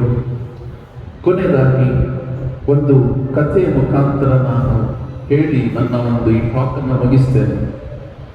ಒಂದು ದಿನ ಒಂದು ಬಡ ಕುಟುಂಬವಿತ್ತು. ಆ ಬಡ ಕುಟುಂಬದಲ್ಲಿ ಒಂದು ತಾಯಿಗೆ ಒಬ್ಬ ಮಗನಿದ್ದ, 5ನೇ ಕ್ಲಾಸಿನ ಮಗ. 5ನೇ ಕ್ಲಾಸಿನ ಮಗ ಒಮ್ಮೆ ಶಾಲೆಯಿಂದ ಒಂದು ಪೆನ್ಸಿಲ್ ಕತ್ಕೊಂಡ್ ಬರ್ತಾನೆ. ಅವಾಗ ತಾಯಿ ನೋಡಿ ಖುಷಿ ಪಡ್ತಾರೆ, ಯಾಕಂದ್ರೆ ಬಡತನ ಇತ್ತು, ಅವರಿಗೂ ಪೆನ್ಸಿಲ್ ಕೊಡೋ ಒಂದು ಯೋಗ್ಯತೆ ಇರಲಿಲ್ಲ, ಖುಷಿ ಪಡ್ತಾರೆ. ಹಾಗೆ ಸ್ವಲ್ಪ ದಿನ ಮುಂದೋಗ್ತದೆ. 1 ತಿಂಗಳಾದ್ಮೇಲೆ ಆ ಮಗ ಇನ್ನೊಬ್ಬರದ್ದು ಒಂದು ಜಾಮೆಟ್ರಿ ಬಾಕ್ಸ್ ಕತ್ಕೊಂಡ್ ಬರ್ತಾನೆ. ಮತ್ತೆ ತಾಯಿ ನೋಡಿ ಅದನ್ನ ಖುಷಿ ಪಡ್ತಾರೆ. ಸ್ವಲ್ಪ 2-3 ತಿಂಗಳಾದ್ಮೇಲೆ ಇನ್ಯಾರ್ದು 2,000 ರೂಪಾಯಿಗಳನ್ನ ಕತ್ಕೊಂಡ್ ಬರ್ತಾನೆ. ಹಾಗೆ ಹೋಗ್ತಾ ಹೋಗ್ತಾ ಡಿಗ್ರಿ ಆಯಿತು. ಡಿಗ್ರಿ PUC ಡಿಗ್ರಿ ಆಗಿ ಸ್ವಲ್ಪ ದಿನ ಆದ್ಮೇಲೆ ಯಾವುದೋ ಒಂದು ಬ್ಯಾಂಕ್ ದರೋಡೆಯಲ್ಲಿ ತನ್ನ ಮಗ ಸಿಕ್ಕಾಪಟ್ಟು ಪೊಲೀಸರು ಆತನಿಗೆ ಅರೆಸ್ಟ್ ಮಾಡಿ ಕರ್ಕೊಂಡು ಹೋಗ್ತಾರೆ. ಆಗ ತಾಯಿ ಕೆಲಸ ಎಲ್ಲ ಬಿಟ್ಟು ಆ ಮಗನಿಗೆ ಭೇಟಿ ಮಾಡಲು ಜೈಲಿಗೆ ಹೋಗ್ತಾರೆ. ಜೈಲಿಗೆ ಹೋಗುವಾಗ ಈ ಮಗ ಹೇಳ್ತಾನೆ, ಅಮ್ಮ ಹತ್ರ ಬಾ, ನಾನೇನೋ ನಿನಗೆ ಹೇಳಬೇಕು ಅಂತ ಹೇಳ್ತಾನೆ. ಹತ್ರ ಬರುವಾಗ ಈ ಮಗ ತನ್ನ ತಾಯಿಯ ಕಿವಿಯನ್ನ ಜೋರಾಗಿ ಕಚ್ತಾನೆ. ಕಚ್ಚಿ ಹೇಳ್ತಾನೆ, ಅಮ್ಮ ನನಗೆ ನೀನು ಅವತ್ತು 5ನೇ ಕ್ಲಾಸಲ್ಲಿರುವಾಗ ಒಂದು ಪೆನ್ಸಿಲ್ ಕತ್ಕೊಂಡ್ ಬಂದಿದ್ದೆ. ಅವತ್ತು ನೀನು ನನಗೆ ತಿದ್ದಿದ್ರೆ ನಾನು ಇವತ್ತು ನನಗೆ ಈ ಪರಿಸ್ಥಿತಿ ಬರ್ತಿರ್ಲಿಲ್ಲ ಅಂತ ಹೇಳ್ತಾನೆ. ನಾನು ಮತ್ತೆ ಹೇಳ್ತೀನಿ, ಅವತ್ತು 5ನೇ ಕ್ಲಾಸಲ್ಲಿ ಒಂದು ಪೆನ್ಸಿಲ್ ಕತ್ಕೊಂಡ್ ಬಂದಾಗ ನೀನು ನನಗೆ ತಿದ್ದಿದ್ರೆ ನಾನು ಇವತ್ತು ಜೈಲಲ್ಲಿ ಇರ್ತಿರ್ಲಿಲ್ಲ ಅಂತ ಹೇಳಿ. ಪ್ರಿಯರೇ, ನಿಮ್ಮ ಕುಟುಂಬದಲ್ಲಿ ಪ್ರೀತಿ ಅಗತ್ಯ, ಅದೇ ರೀತಿ ಕರೆಕ್ಷನ್ ಕೂಡ ಅಗತ್ಯ. ಯಾವ ರೀತಿ ಟೀಚರ್ಸ್ ನಿಮ್ಮ ಮಕ್ಕಳ ಪೇಪರ್ ಕರೆಕ್ಷನ್ ಮಾಡ್ತಾರೆ, ನೀವು ಕೂಡ ನಿಮ್ಮ ಮಕ್ಕಳ ಮಾನಸಿಕ ಬೆಳವಣಿಗೆ, ದೈಹಿಕ ಬೆಳವಣಿಗೆ, ಅದೇ ರೀತಿ ಶೈಕ್ಷಣಿಕ ಬೆಳವಣಿಗೆ, ಈ 3ರಲ್ಲೂ ಸದಾ ಕರೆಕ್ಷನ್ ಕೊಡುತ್ತಾ ನಿಮ್ಮ ಮಕ್ಕಳನ್ನ ಬೆಳೆಸಿರಿ. ಮಕ್ಕಳು ಮಾರ್ಕ್ಸ್ ತಗೊಳ್ಳೋದು ಮಾತ್ರ ಮುಖ್ಯವಲ್ಲ, ಅದರ ಜೊತೆ ಬೇರೆಯವ್ರ ಜೊತೆ ಬೆರೆಯೋದು, ಬೇರೆಯವ್ರ ಜೊತೆ ಕಳೆಯೋದು, ಇದೆಲ್ಲವೂ ಮಕ್ಕಳ ಸರ್ವತೋಮುಖ ಅಭಿವೃದ್ಧಿಗೆ ತುಂಬಾ ಉಪಯುಕ್ತವಾಗುತ್ತದೆ ಅಂತ ಹೇಳಿ, ಖಂಡಿತವಾಗಿ ನಿಮ್ಮೆಲ್ಲರ ಮಕ್ಕಳು ಉತ್ತಮವಾಗಿ ಕಲಿತು ಈ ವರ್ಷ 85ಕ್ಕಿಂತ ಜಾಸ್ತಿ 95% ಮಾರ್ಕ್ಸ್ ಅನ್ನ ಎಲ್ಲ ಮಕ್ಕಳು ಗಳಿಸ್ತಾರೆ ಅಂತ ನಾನು ಕೇಳ್ಕೊತೀನಿ. ದಯವಿಟ್ಟು ನೀವು ನಿಮ್ಮ ಮಕ್ಕಳ ಜೊತೆ ಒಂದು 15 ನಿಮಿಷ ಆದರೂ ಕಳೀರಿ. ಆ 15 ನಿಮಿಷ ಮಾತಾಡೋದ್ರ ಜೊತೆ ಅವರ ಪುಸ್ತಕಗಳನ್ನು ತೆಗೆದುಕೊಂಡು ಒಂದು 10 ನಿಮಿಷ ಏನು ಓದಿದೆ ಅಂತ ಹೇಳುವಂತ ನೀವು ಕೇಳಿ. ಈ ಕೇಳುವಾಗ ನಿಮ್ಮ ಮಕ್ಕಳಿಗೂ ಸ್ವಲ್ಪ ಭಯ ಶುರುವಾಗ್ತದೆ. ಆ ಭಯದಿಂದ ಮಗು ಉತ್ತಮವಾದ ಒಂದು ಉನ್ನತ ಸ್ಥಾನಕ್ಕೆ ಏರೋಗಲಿ ಅಂತ ನಾನು ಕೇಳ್ಕೊತೀನಿ. ನಿಮಗೆಲ್ಲರಿಗೂ ವಂದನೆಗಳು. ಈ ಒಂದು ಪೋಷಕರ ಸಭೆಗೆ ನೀವೆಲ್ಲರೂ ಈ ಹೆಚ್ಚಿನ ಸಂಖ್ಯೆಯಲ್ಲಿ ಬಂದು ಇಲ್ಲಿವರೆಗೆ ಕುಳಿತುಕೊಂಡಿದ್ದಕ್ಕಾಗಿ ಹಾಗೂ ಸದಾ ನನ್ನ ಜೊತೆ ಇದ್ದು ನನಗೆ ಸಹಕಾರವನ್ನು ನೀಡುವ ಎಲ್ಲ ಶಿಕ್ಷಕರಿಗೆ ನಾನು ವಿಶೇಷವಾದ ವಂದನೆಗಳನ್ನು ಸಲ್ಲಿಸುತ್ತೇನೆ. Thank you very much.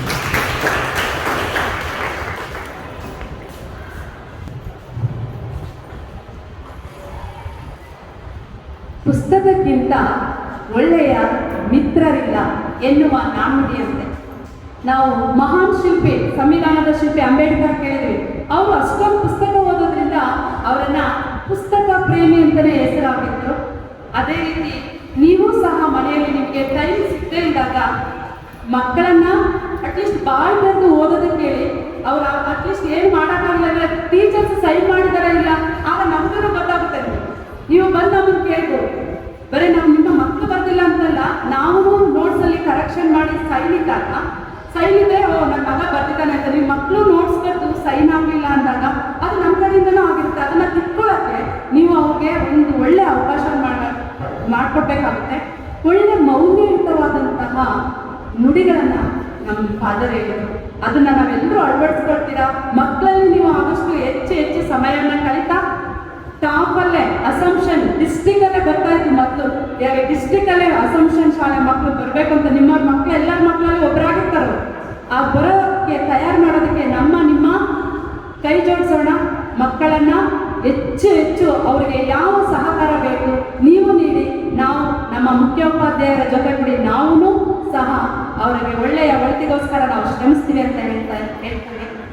ಅದೇ ರೀತಿ ಈ ಮಕ್ಕಳನ್ನ ಕುರಿತು ನಮ್ಮ ಶಾಲೆಯ ಶಿಕ್ಷಕರು ಮಕ್ಕಳನ್ನ ನೋಡುವ ರೀತಿಯಲ್ಲಿ ಅವರ ಯಾವ ರೀತಿಯ ಅವ್ರ ಮನೋಭಾವ ಇದೆ, ಅದಕ್ಕೆ ಕಾರಣ ಏನು ಅಂತ ಸ್ವಲ್ಪ ತಿಳಿದು ಈಗ ಅದನ್ನು ಹಂಚ್ಕೊಳ್ಳೋಕೆ ಬರ್ತಾ ಇದ್ದಾರೆ ಗಣಿತ ಶಿಕ್ಷಕರಾದಂತಹ ರಾಘವೇಂದ್ರ ಸರ್ ಅವರು.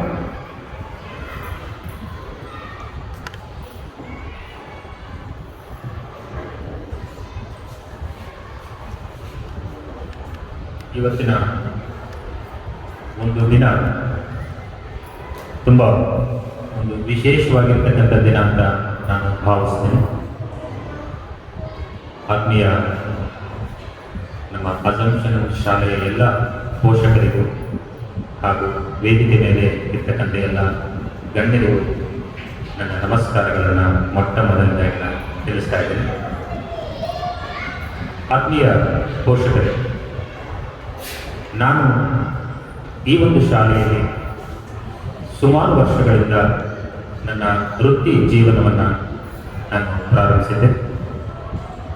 ಕಾಲಾನಂತರ ಮತ್ತೊಂದು ಶಾಲೆಯಲ್ಲಿ ನಾನು ಒಂದು ಕೆಲಸವನ್ನು ನಿಭಾಯಿಸತಕ್ಕಂಥ ಪರಿಸ್ಥಿತಿ ಒದಗಿ ಬಂತು.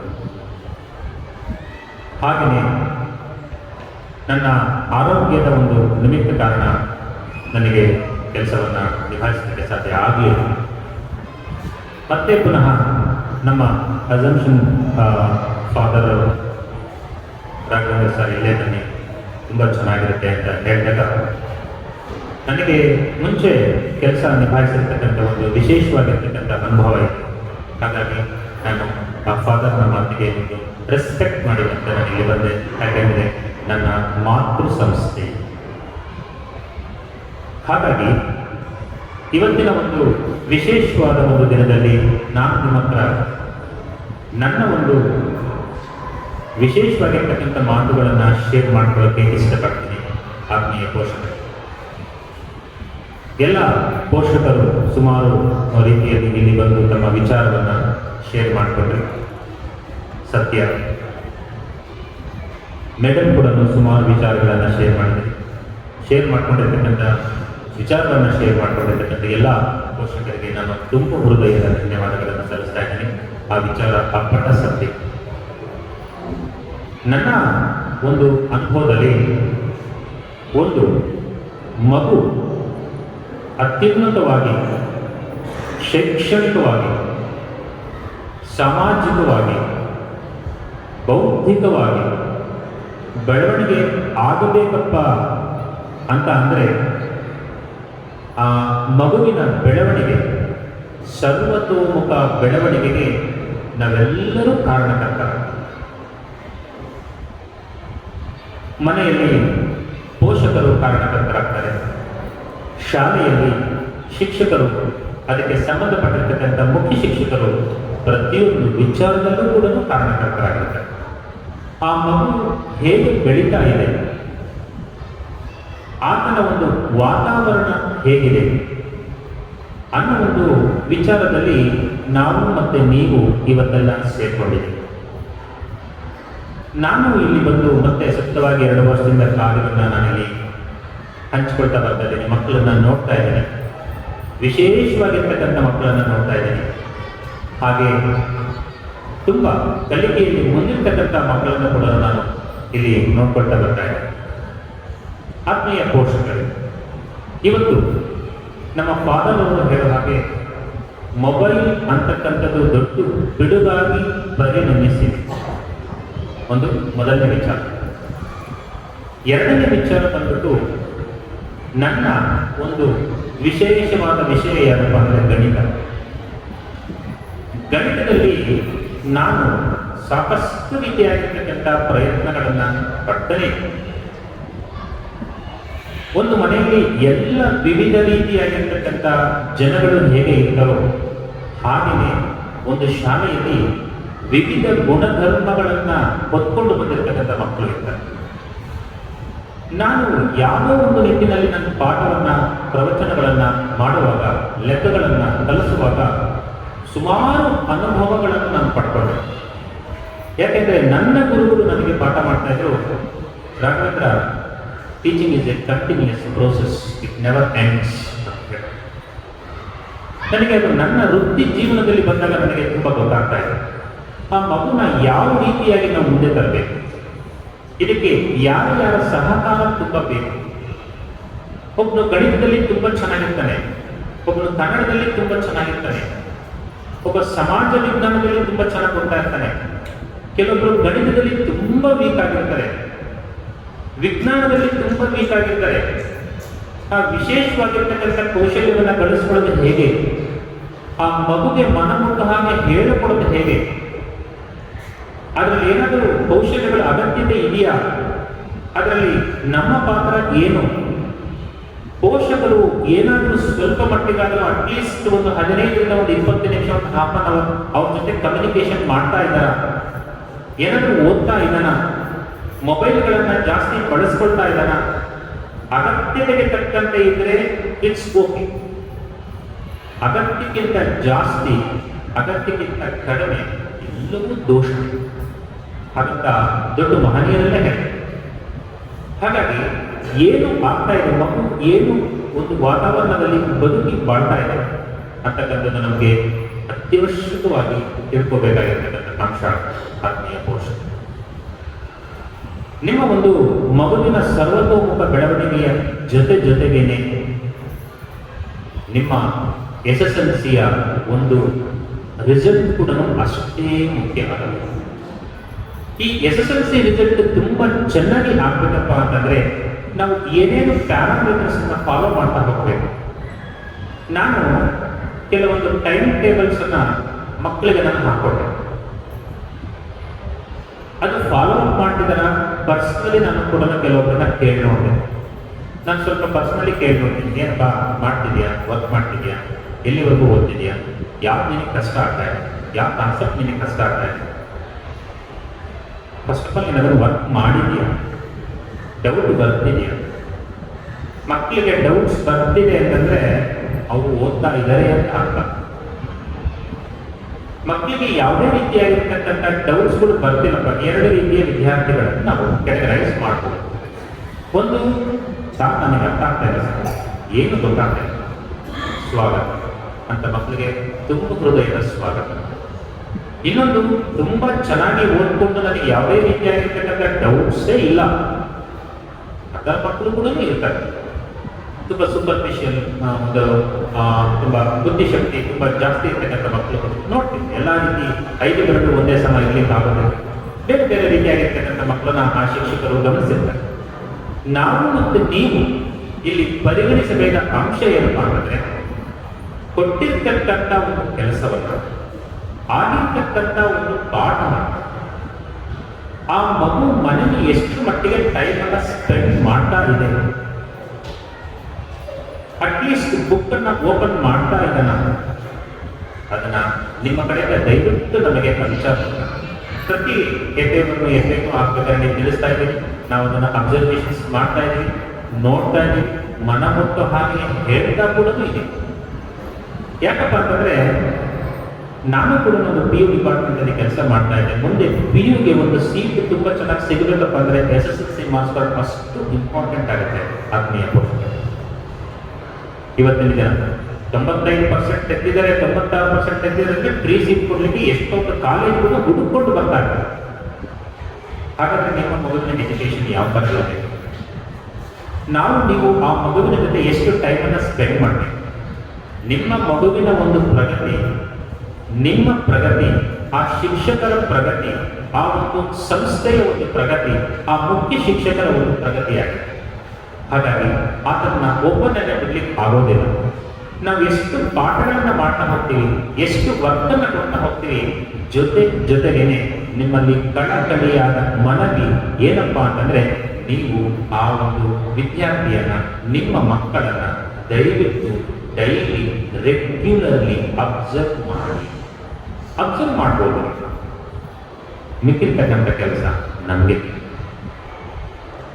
ನೀವು ದಿನನಿತ್ಯ ಅರ್ಧ ಗಂಟೆ ಓದ್ತಾ ಇದ್ದಾನ, ಒಂದು 2 ಅವರ್ಸ್ ಆದ್ರೂ ಸ್ಪೆಂಡ್ ಮಾಡ್ತಾ ಇದ್ದಾನ, ಬರೀತಾ ಇದ್ದಾನ, ಲೆಕ್ಕಗಳನ್ನ ಮಾಡ್ತಾ ಇದ್ದಾನ, ಅತಿಯಾದ ಮೊಬೈಲ್ ಬಳಕೆ ಆಗ್ತಾ ಇದೆಯಾ, ಅಗತ್ಯಕ್ಕಿಂತ ಜಾಸ್ತಿ ಹೋಗಿದೆಯಾ? ಪೋಷಕರೇ, ಇದೆಲ್ಲವನ್ನು ನಾವು ಗಮನಿಸಲಿಲ್ಲಪ್ಪ ಅಂತಂದ್ರೆ ತುಂಬಾ ದೊಡ್ಡ ತಪ್ಪನ್ನ ಮಾಡ್ದಂಗ. ನಿಮ್ಮಲ್ಲಿ ನಾನು ಕಳಕಳಿಯಾಗಿ ಕೇಳ್ಕೊಳ್ತೇನೆ, ಇವತ್ತಿನ ಒಂದು ಮಕ್ಕಳು ಪಾಠ ಪ್ರವಚನಗಳನ್ನು ಬಿಟ್ಟು ಬೇರೆ ಕಡೆ ಕೂಡ ದಾರಿ ಹೋಗ್ತಕ್ಕಂಥ ಚಾನ್ಸಸ್ ಬಹಳ ಇದೆ. ಹಾಗಾಗಿ ಒಂದು ಮಗುವಿನ ಪ್ರಗತಿ ಕನ್ನಡದಿಂದ ಹಿಡಿದುಬಿಟ್ಟು ಅಪ್ಪು ಸಮಾಜ ವಿಜ್ಞಾನದವರೆಗೂ ಕೂಡ ಏನೇನು ಪಾಠಗಳು ಪ್ರವಚನಗಳು ಆಗಿರ್ತವೆ, ಆ ಒಂದು ಟೈಮನ್ನು ಸದ್ವಿನಿಯೋಗ ಮಾಡ್ಕೋಬೇಕು. ಅದಕ್ಕೆ ಅಂತಲೇ ನಾನು ನನ್ನ ಸೆಕ್ಷನಲ್ಲಿ ಕೆಲವೊಂದು ಟೈಮ್ ಟೇಬಲ್ ಹಾಕಬೇಕು. ಇದ್ದಾರೆ, ಕೆಲವೊಬ್ಬರು ಫಾಲೋ ಮಾಡ್ತಾ ಇರ್ತಕ್ಕಂಥ ಮಕ್ಕಳು ಕೂಡ ಇದ್ದಾರೆ, ಅಪ್ರಿಷಿಯೇಟ್ ಮಾಡ್ತೀವಿ. ಹಾಗಾಗಿ ಕೆಲವೊಬ್ರು ದಯವಿಟ್ಟು ಅನ್ಯತಾ ಭಾವಿಸ್ಬೇಡಿ. ಕೆಲವು ಮಕ್ಕಳು ಸರ್ ವರ್ಕ್ ಮಾಡ್ತಿದ್ದೀನಿ ಸರ್, ವರ್ಕ್ ಮಾಡ್ತಿದ್ದೀನಿ ಅಂತ ಗೊತ್ತಾಗುತ್ತೆ ಹೇಗೆ ನನಗೆ? ನಿಮ್ದು ಏನಾದ್ರು ರೆಸ್ಪಾನ್ಸ್ ನನಗೆ ಔಟ್ಪುಟ್ ಗೊತ್ತಾಗುತ್ತೆ. ನಾವು ಮಾಡಿರ್ತಕ್ಕಂಥ ಟೆಸ್ಟ್ಗಳಲ್ಲಿ ಮಾತ್ರ ಗೊತ್ತಾಗುತ್ತೆ. ಸರ್ ಮತ್ತು ಮಾರ್ಕ್ಸ್ ಮಾತ್ರ ತುಂಬ ಕಡಿಮೆ ಬಂದಿದೆ, ಮಾರ್ಕ್ಸ್ ಕಡಿಮೆ ಬಂದಿದೆ, ಮತ್ತು ನೀನೇನು ಮಾಡ್ತಾ ಇದ್ದೀನಿ? ನಮಗೆ ಸೊಲ್ಯೂಷನ್ ಓರಿಯೆಂಟೆಡ್ ಸಿಚುಯೇಷನ್ಸ್ ಕ್ರಿಯೇಷನ್ ಆಗಬೇಕೆ ಹೊರತು ಕೂಡ ನಾವು ಆ ವಿದ್ಯಾರ್ಥಿ ಮೇಲೆ ನಾವು ಯಾವುದೇ ರೀತಿಯಾಗಿರ್ತಕ್ಕಂಥ ಕಂಪ್ಲೇಂಟ್ಸ್ಗಳನ್ನು ಹೇಳಬೇಕು. ಅದಕ್ಕೆ ನಿಮ್ಮ ಒಂದು ಕಡೆಯಿಂದ ನಮಗೆ ಹಾಕತಕ್ಕಂಥ ಬಹುದೊಡ್ಡ ಸಹಾಯ ಆದರೆ ಆತ ಏನು ಮಾಡ್ತಾ ಇದ್ದಾರೆ ನಿಮಗೆ ಗೊತ್ತಾಗೋ ಹಾಗೆ ಒಂದು ಮಾಡ್ತಾ ಇರ್ತಕ್ಕಂಥ ಕ್ಲಾಸ್ ಟೀಚರ್ಸ್ಗಳಿಗೆ ಏನಾದರೂ ತಿಳಿಸಿದ್ರೆ, ಆ ಸಬ್ಜೆಕ್ಟ್ ಟೀಚರ್ಸ್ಗಳಿಗೆ ಏನಾದರೂ ತಿಳಿಸಿದ್ರೆ, ಸಂಬಂಧಪಟ್ಟಿರ್ತಕ್ಕಂಥ ಮುಖ್ಯ ಶಿಕ್ಷಕರ ಹತ್ರ ಬಂದು ಕಮ್ಯುನಿಕೇಶನ್ ಮಾಡಿಕೊಳ್ತಾ ಇದ್ದಾರೆ. ಅದು ಬಹಳ ಬಹಳ ಇಂಪಾರ್ಟೆಂಟ್. ಮಿಕ್ಕಿರ್ತಕ್ಕಂಥ ಎಲ್ಲ ವಿಚಾರ ಕೂಡ ಅವನ ಗಣಿತದಲ್ಲಿ ಹೇಗಿದ್ದಾನೆ ಗೊತ್ತಾಗ್ತದೆ, ಸಮಾಜದಲ್ಲಿ ಹೇಗಿದ್ದಾನೆ ಗೊತ್ತಾಗ್ತದೆ, ಆತನ ರೆಸ್ಪಾನ್ಸ್ ಏನು ಗೊತ್ತಾಗ್ತದೆ, ಆತನ ವರ್ತನೆ ಯಾವ ತೆಗೆಸಬೇಕು ಗೊತ್ತಾಗ್ತದೆ. ಹಾಗಾಗಿ ಹಚ್ಕೊಳ್ತಕ್ಕಂಥ ವಿಚಾರಗಳು ಸುಮಾರು ವಿಶೇಷವಾಗಿರ್ತಕ್ಕಂಥ ವಿಚಾರಗಳಿವೆ. ನಿಮ್ಮ ಕಡೆಯಿಂದ ಆ ಒಂದು ವಿಚಾರ ಆಗತ್ತೆ ಅಂತ ನಾನು ಭರವಸೆ ಇಟ್ಕೊಳ್ತಾ ಹೋಗ್ತೀನಿ. ಯಾಕಂತಂದ್ರೆ ಒಂದು ಮಗು ತುಂಬಾ ಚೆನ್ನಾಗಿ ಬೆಳಿಬೇಕಪ್ಪ ಅಂತಂದ್ರೆ ಶಿಕ್ಷಕರು ಎಷ್ಟು ಕಾರಣಕರ್ತರಾಗ್ತಾರೋ ಪೋಷಕರು ಕೂಡ ಅಷ್ಟೇ ಕಾರಣಕರ್ತರಾಗ್ತಾರೆ. ಆದರೆ ನಾವೊಂದು 2 ಏಟ ಹಾಕಿ ತೊಂದರೆ ಏನಿಲ್ಲ. ನಿಮ್ಮ ಮಗು ನಾನು ಪಾಠ ಮಾಡಿರೋ ನಾನು ಒಂದು 2 ಏಟ್ ಹಾಕ್ತೀನಿ. ಯಾಕಪ್ಪ ಅಂತಂದ್ರೆ ಅವ್ನು ಕಲಿಬೇಕು. ಅವ್ನು ಕಲಿತ್ರೆ ಮಾತ್ರ ಏನಾದರೂ ತಕ್ಕಮಟ್ಟಿಗೆ ಮುಂದೆ ಬರಲಿಕ್ಕೆ ಚಾನ್ಸಸ್ ಇದೆ. ಎಲ್ಲ ಬೆರಳುಗಳು ಒಂದೇ ಥರ ಇರೋದಿಲ್ಲ, ಎಲ್ಲ ಮಕ್ಕಳು ಕೂಡ ಒಂದೇ ಥರ ಇರೋದಿಲ್ಲ. ನಮಗೆಲ್ಲರೂ ಕೂಡ ಈಕ್ವಲೈಸ್ ಮಾಡಿ ರಿಸಲ್ಟ್ ಅನ್ನು ಕೊಡ್ಬೇಕಪ್ಪ ಅಂದ್ರೆ ಎಲ್ಲ ಸರ್ವತೋಮುಖವಾಗಿ ನಾವು ಅದನ್ನ ಕೆಲಸ ಮಾಡ್ಕೊಳ್ತಾ ಹೋಗ್ಬೇಕಾಗುತ್ತೆ. So it is very very beneficial for us. ಆತ್ಮೀಯ ಪೋಷಕರೇ, ಹಾಗಾಗಿ ಮಕ್ಕಳ ಬಗ್ಗೆ ಒಂದು ವಿಶೇಷವಾದ ಕಾಳಜಿ ಇರಲಿ. ನೀವು ಹೇಳೋ ಹಾಗೆ ನಾವು ಅಷ್ಟೇ ರೀತಿಯಾಗಿರ್ತಕ್ಕಂಥ ಕಾಳಜಿಯನ್ನು ವಹಿಸ್ತೀವಿ. ಆದಷ್ಟು ನಾವೆಲ್ಲ ಶಿಕ್ಷಕರು ಬೇಗ ಈ ಒಂದು ಪೋರ್ಷನ್ ಅನ್ನು ಕಂಪ್ಲೀಟ್ ಮಾಡಿ, SSLCಗೆ ಸಂಬಂಧಪಟ್ಟಿರ್ತಕ್ಕಂಥ ಪೋರ್ಷನ್ ಅನ್ನ ಅತಿ ಬೇಗ ಕಂಪ್ಲೀಟ್ ಮಾಡಿ. ನನ್ನ ಒಂದು ಥಾಟ್ ಇರೋದನ್ನ ಹೇಳ್ತೇನೆ, ಕಾನ್ಸೆಪ್ಟ್ ಬೇಸ್ಡ್ ಎಜುಕೇಶನ್ ಅನ್ನು ಕೊಡಬೇಕು ಅಂತ ನಾನೊಂದು ಪ್ಲಾನ್ ಮಾಡ್ಕೊಂಡಿದ್ದೀನಿ. ಒಂದು ಚಾಪ್ಟರ್ ವೈಸ್ ಡ್ರಿಲ್ ವರ್ಕ್ ಕೊಡಬೇಕು ಅಂತ ನಾನು ಪರ್ಸನಲಿ ಪ್ಲಾನ್ ಮಾಡ್ಕೊಂಡಿದ್ದೀನಿ. ಹಾಗೆಯೇ ಅದಕ್ಕೆ ಸಂಬಂಧಪಟ್ಟಿರ್ತಕ್ಕಂಥ ಹಳೆ ಕ್ವಶನ್ ಪೇಪರ್ಸ್ಗಳನ್ನು ಹೆಚ್ಚಿ ರೆಗ್ಯುಲರ್ ಪ್ರಾಕ್ಟೀಸ್ ಕೊಡಬೇಕು, ತೆಚ್ಕೊಳ್ಬೇಕು. ಅವನು ಕಣ್ಣ ಮುಂದೆ ಕುತ್ಕೊಂಡು ವರ್ಕ್ ಮಾಡಿಸ್ಬೇಕು ಅನ್ನೋ ಒಂದು ವಿಶೇಷವಾದ ಕಾಳಜಿ ನನ್ನ ಮನಸ್ಸಿನಲ್ಲಿ ಇದೆ. ಹಾಗಾಗಿ ಯಾವುದರಲ್ಲಿ ವೀಕ್ ಇದ್ದಾನೆ, ಇವನು ಯಾವ ಥರ ಮುಂದೆ ತರಬಹುದು ಯೋಚನೆ ನಾನು ಮಾಡ್ತಾ ಇದ್ದೇನೆ. ಅದಕ್ಕೆ ಕಾಲಾವಕಾಶದ ಅವಶ್ಯಕತೆ ಇರ್ತಾವೆ ಆತ್ಮೀಯ ಪೋಷಕರು. ಹಾಗಾಗಿ ನಿಮ್ಮ ಕೆಲಸ ದಯವಿಟ್ಟು ಆ ಒಂದು ವಿದ್ಯಾರ್ಥಿಯನ್ನು ಚೆನ್ನಾಗಿ ಅಬ್ಸರ್ವ್ ಮಾಡಿ, ಆದಷ್ಟು ಸೆಲ್ ಫೋನ್ಸ್ಗಳನ್ನು ಅವಾಯ್ಡ್ ಮಾಡಿ, ಮನೆಗಳ ಹತ್ರ ಸುತ್ತಮುತ್ತ ಫ್ರೆಂಡ್ಸ್ಗಳನ್ನು ಅವಾಯ್ಡ್ ಮಾಡಿ. ಯಾಕಂದರೆ ನಾನು ಅಬ್ಸರ್ವ್ ಮಾಡ್ತಾ ಇದ್ದೀನಿ, ಗಂಡು ಮಕ್ಕಳಿಗೆ ದಯವಿಟ್ಟು ಬೈಕ್ಗಳನ್ನು ಕೊಡಬೇಡಿ. ನಾನು ಅಬ್ಸರ್ವ್ ಮಾಡಿ ನಾನೇ ಗದರಿಸ್ಬಿಟ್ಟು ನಾನೇ ಕಲಿಸಿದೆ. 3 ಜನ ಬೈಕಲ್ಲಿ ಹೋಗ್ತಾರೆ. ಒಂದು ಸತಿ ಪೊಲೀಸರು, ಒಂದು ಸತಿ ಲಾಠಿ ಕೊಡೋದು ತುಂಬ ಬೇಜಾರು ಬರುತ್ತೆ, ಮನಸ್ಸಿಗೆ ಬೇಜಾರು. ನಮ್ಮ ಮಕ್ಕಳಿಗೆ ಇಂಥ ಒಂದು ಶಿಕ್ಷೆ ಆಗುತ್ತದೆ. ಯಾಕಂದರೆ ಪರ್ಸನಲಿ ನನ್ನ ಎಕ್ಸ್ಪೀರಿಯನ್ಸ್ ಇದೆ. ಇದೇ ಥರನೇ ನಮ್ಮ ಮಗು ಒಂದು ಸತಿ 3-4 ಜನ ನಾಲ್ಕು ಬೈಕಲ್ಲಿ ಹೊಡಿಬೇಕಾದ್ರೆ ನಮ್ಮ ಕೊನೆಗೆ ಪೊಲೀಸರ ಟೆಕ್ಸ್ ಸಿಗಿದೆ. ಹೊಡೆದು ಸರಿಯಾಗಿ ಬೆನ್ನಿಗೆ ಬಾಸ್ಕೆಟ್ ಹಾನಿ ಹೊಡೆದು ಬಂದೆ. ನಾನು ಹೇಳ್ತೇನೆ, ತಪ್ಪು ಮಾಡಿದ್ದೆ. ಇದೇ ತಪ್ಪು. ಸಾಕಷ್ಟು ರೀತಿಯಾಗಿರ್ತಕ್ಕಂಥ ಮಕ್ಕಳಲ್ಲಿ ವಿವಿಧ ರೀತಿಯಾಗಿರ್ತಕ್ಕಂಥ ತಪ್ಪುಗಳು ಕಾಣ್ತಾ ಇರ್ತಾರೆ. ನಾವು ಅದನ್ನ ಮತ್ತೆ ನೀವು ಇಬ್ಬರು ಸೇರ್ಕೊಂಡು ಅದನ್ನ ತಿದ್ದಬೇಕಾಗ್ತದೆ. ಹಾಗಾಗಿ ನಮ್ಮ ಮತ್ತೆ ನಿಮ್ಮ ಸಹಕಾರ ತುಂಬಾ ಚೆನ್ನಾಗಿದ್ರೆ ಆ ಮಗುವಿನ ಶೈಕ್ಷಣಿಕ ಪ್ರಗತಿ ಅತ್ಯುನ್ನತವಾಗಿ ಚೆನ್ನಾಗಿ ಬರೋದ್ರಲ್ಲಿ 2 ಮಾತಿಲ್ಲ ಅಂತ ನಾನು ಭಾವಿಸ್ತಾ ಹೋಗ್ತೇನೆ. ಹಾಗಾಗಿ ನಿಮ್ಮ ಕಾಳಜಿ ನಮ್ಮ ಒಂದು ಕಾಳಜಿ ಆ ಮಗುವಿನ ಒಂದು ಉನ್ನತ ಮಟ್ಟಕ್ಕೆ ಸೇರಿಸ್ತಾ ಹೋಗುತ್ತೆ. ಹಾಗಾಗಿ ಎಲ್ಲ ಶಿಕ್ಷಕರು ತನ್ನದೇ ಆಗಿರ್ತಕ್ಕಂಥ ಒಂದು ರೀತಿಯಲ್ಲಿ ವಿವಿಧ ರೀತಿಯಲ್ಲಿ ಅವರು ತಮ್ಮ ಶಕ್ತಿ ಸಾಮರ್ಥ್ಯಗಳನ್ನು ಹಾಕಿಕೊಂಡು ಕೆಲಸವನ್ನು ಮಾಡ್ತಾ ಇದ್ದಾರೆ. ನಿಮ್ಮ ಮಗುವಿನ ಭವಿಷ್ಯ ತುಂಬಾ ಚೆನ್ನಾಗಿರುತ್ತೆ, ನಾನು ಭರವಸೆ ಕೊಡ್ತೀನಿ. ಆದರೆ ನಿಮ್ಮ ಒಂದು ಅಬ್ಸರ್ವೇಷನ್ಸ್ ಅಷ್ಟೇ ಇರಲಿ. ಓಕೆ, ಹಾಗಾಗಿ ಇಷ್ಟು ವಿಚಾರಗಳನ್ನು ಹಂಚಿಕೊಳ್ಳಕ್ಕೆ ಅವಕಾಶ ಮಾಡಿಕೊಟ್ಟಿದ್ದೀರಾ. ಎಲ್ರಿಗೂ ಕೂಡ ನಾನು ತುಂಬ ಹೃದಯದ ಧನ್ಯವಾದಗಳನ್ನು ನಾನು ಸಲ್ಲಿಸ್ತಾ ಇದ್ದೀನಿ. ಥ್ಯಾಂಕ್ ಯು, ಧನ್ಯವಾದ.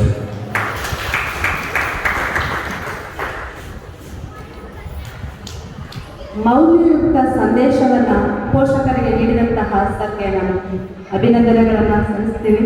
ಹಾಗೆ ಅದನ್ನು ನೀವೆಲ್ಲರೂ ಪಾಲಿಸಬೇಕು ಅಂತ ನಾವು ಸಹ ಎಲ್ಲ ಶಿಕ್ಷಕ ಮತ್ತು ಮುಖ್ಯ ಶಿಕ್ಷಕರ ಪರವಾಗಿ ನಾವು ಕೇಳ್ಕೊಳ್ತೀನಿ. ಅಲ್ಲಿ ಒಬ್ರು ಯಾರೋ ಪೋಷಕ ಮಿತ್ರರು ಮಾತಾಡ್ತೀವಿ ಅಂದ್ರೆ ಬಂದು ಮಾತಾಡ್ಬೋದು. Father and good morning everyone. We are very much thankful for the fathers and we are very much thankful for the teachers who are taking the feedback of our children and they are communicating with us and they are telling each and every problem of our kids. So we are very thankful for the you people that you are taking so much care of our kids and you want our support and we want your support. That see, this is the teenage children, they can move everywhere. So if teacher and the parent can communicate to each other, the parent can get a better, good future.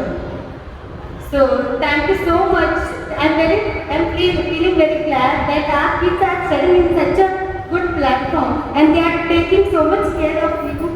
Like we are very happy to see that each and every you are supporting each and every children. You are communicating each and every single parent. This is not an easy task. So thank you so much, sir, and thank you so much, teachers, to take care of our kids and support need. And thank you so much.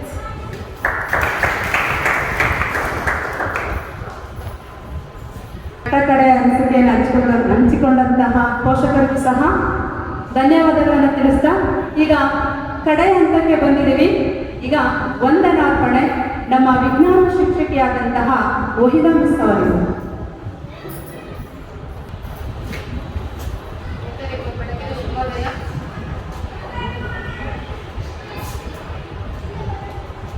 ಪ್ರೀತಿಯ ಪೋಷಕರೇ, 2021-22ನೇ ಸಾಲಿನ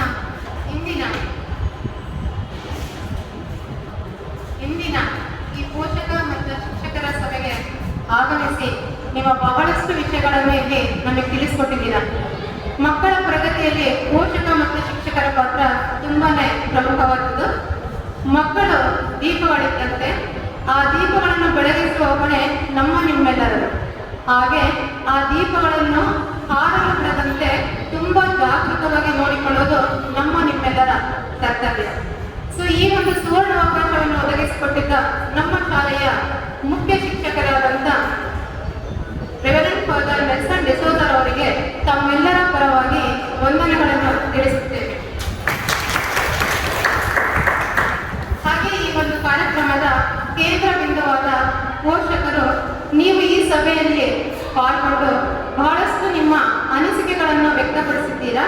ಹಾಗೆ ಈ ಒಂದು ಸಭೆಯನ್ನು ಯಶಸ್ವಿಗೊಳಿಸಿದ್ದೀರಾ. ನಮ್ಮ ಶಾಲೆಯ ಪರವಾಗಿ ತಮ್ಮೆಲ್ಲರಿಗೂ ವಂದನೆಯನ್ನು ಸಲ್ಲಿಸುತ್ತೇವೆ. ಹಾಗೆ ನನ್ನ ಸಹೋದ್ಯೋಗಿ ಶಿಕ್ಷಕರಾದಂಥ ಎಲ್ಲ ಶಿಕ್ಷಕರಿಗೂ ನಮ್ಮ ಎಲ್ಲರ ಪರವಾಗಿ ವಂದನೆಯನ್ನು ತಿಳಿಸುತ್ತಾ ಈ ವಂದನಾರ್ಪಣೆಯನ್ನು ಮುಗಿಸುತ್ತೇವೆ. ಎಲ್ಲ ಪೋಷಕರಿಗೂ ಟೀ ವ್ಯವಸ್ಥೆ ಇದೆ, ಟೀ ತಗೊಂಡು ಮನೆಗೆ. ಪ್ರಿಯ ಪೋಷಕರೇ, ನಿಮಗೆಲ್ಲರಿಗೂ ಮತ್ತೊಮ್ಮೆ ಧನ್ಯವಾದಗಳು. ದಯವಿಟ್ಟು ಸಮಯ ಪರಿಪಾಲನೆಯನ್ನು ನಿಮ್ಮ ಮಕ್ಕಳಿಗೆ ಕಳಿಸಿ. ಕೆಲವು ಮಕ್ಕಳು ಯಾವಾಗಲೂ ಬೆಳಗ್ಗೆ ಲೇಟ್ ಬರ್ತಾರೆ, ಕೆಲವರು ಕರೆಕ್ಟ್ ಟೈಮಿಗೆ ಆ ಸಮಯ ಪರಿಪಾಲನೆ ಮಾಡೋದನ್ನು ಕಲಿಸಿದ್ರೆ ಮನೆಯಲ್ಲೂ ಎಲ್ಲವೂ ನೀಟಾಗಿರುತ್ತೆ. ದಯವಿಟ್ಟು ಚಹಾ ಸೇವಿಸಿ ನೀವು ಮನೆಗೆ ಬರ್ಬೋದು. Thank you. ವಂದನಾರ್ಪಣೆ ಮಾಡಿದಂತಹ ವಹಿದಾ ಮಿಸ್ ಅವರಿಗೆ ಧನ್ಯವಾದಗಳು. ಪಾದಯಾತ್ರೆಗೆ ಪೋಷಕರು ಬರೀ ಶಾಲೆಗೆ ಅಷ್ಟೇ ಅಲ್ಲ, ಸ್ಪೆಷಲ್ ಕ್ಲಾಸಿಗೂ ಸಹ ನಿಮ್ಮ ಮಕ್ಕಳು ಲೇಟಾಗಿ ಬರೋದನ್ನು ಗಮನಿಸಿದ್ವಿ. ಆದಷ್ಟು ಮಕ್ಕಳ ಬೆಳವಣಿಗೆಗಾಗಿ ಸ್ವಲ್ಪ ಬೇಗನೆ ಸ್ಪೆಷಲ್ ಕ್ಲಾಸ್ಗಳಿಗೆ ಕಳಿಸಿ. ಜೈ ಹಿಂದ್, ಜೈ ಕರ್ನಾಟಕ.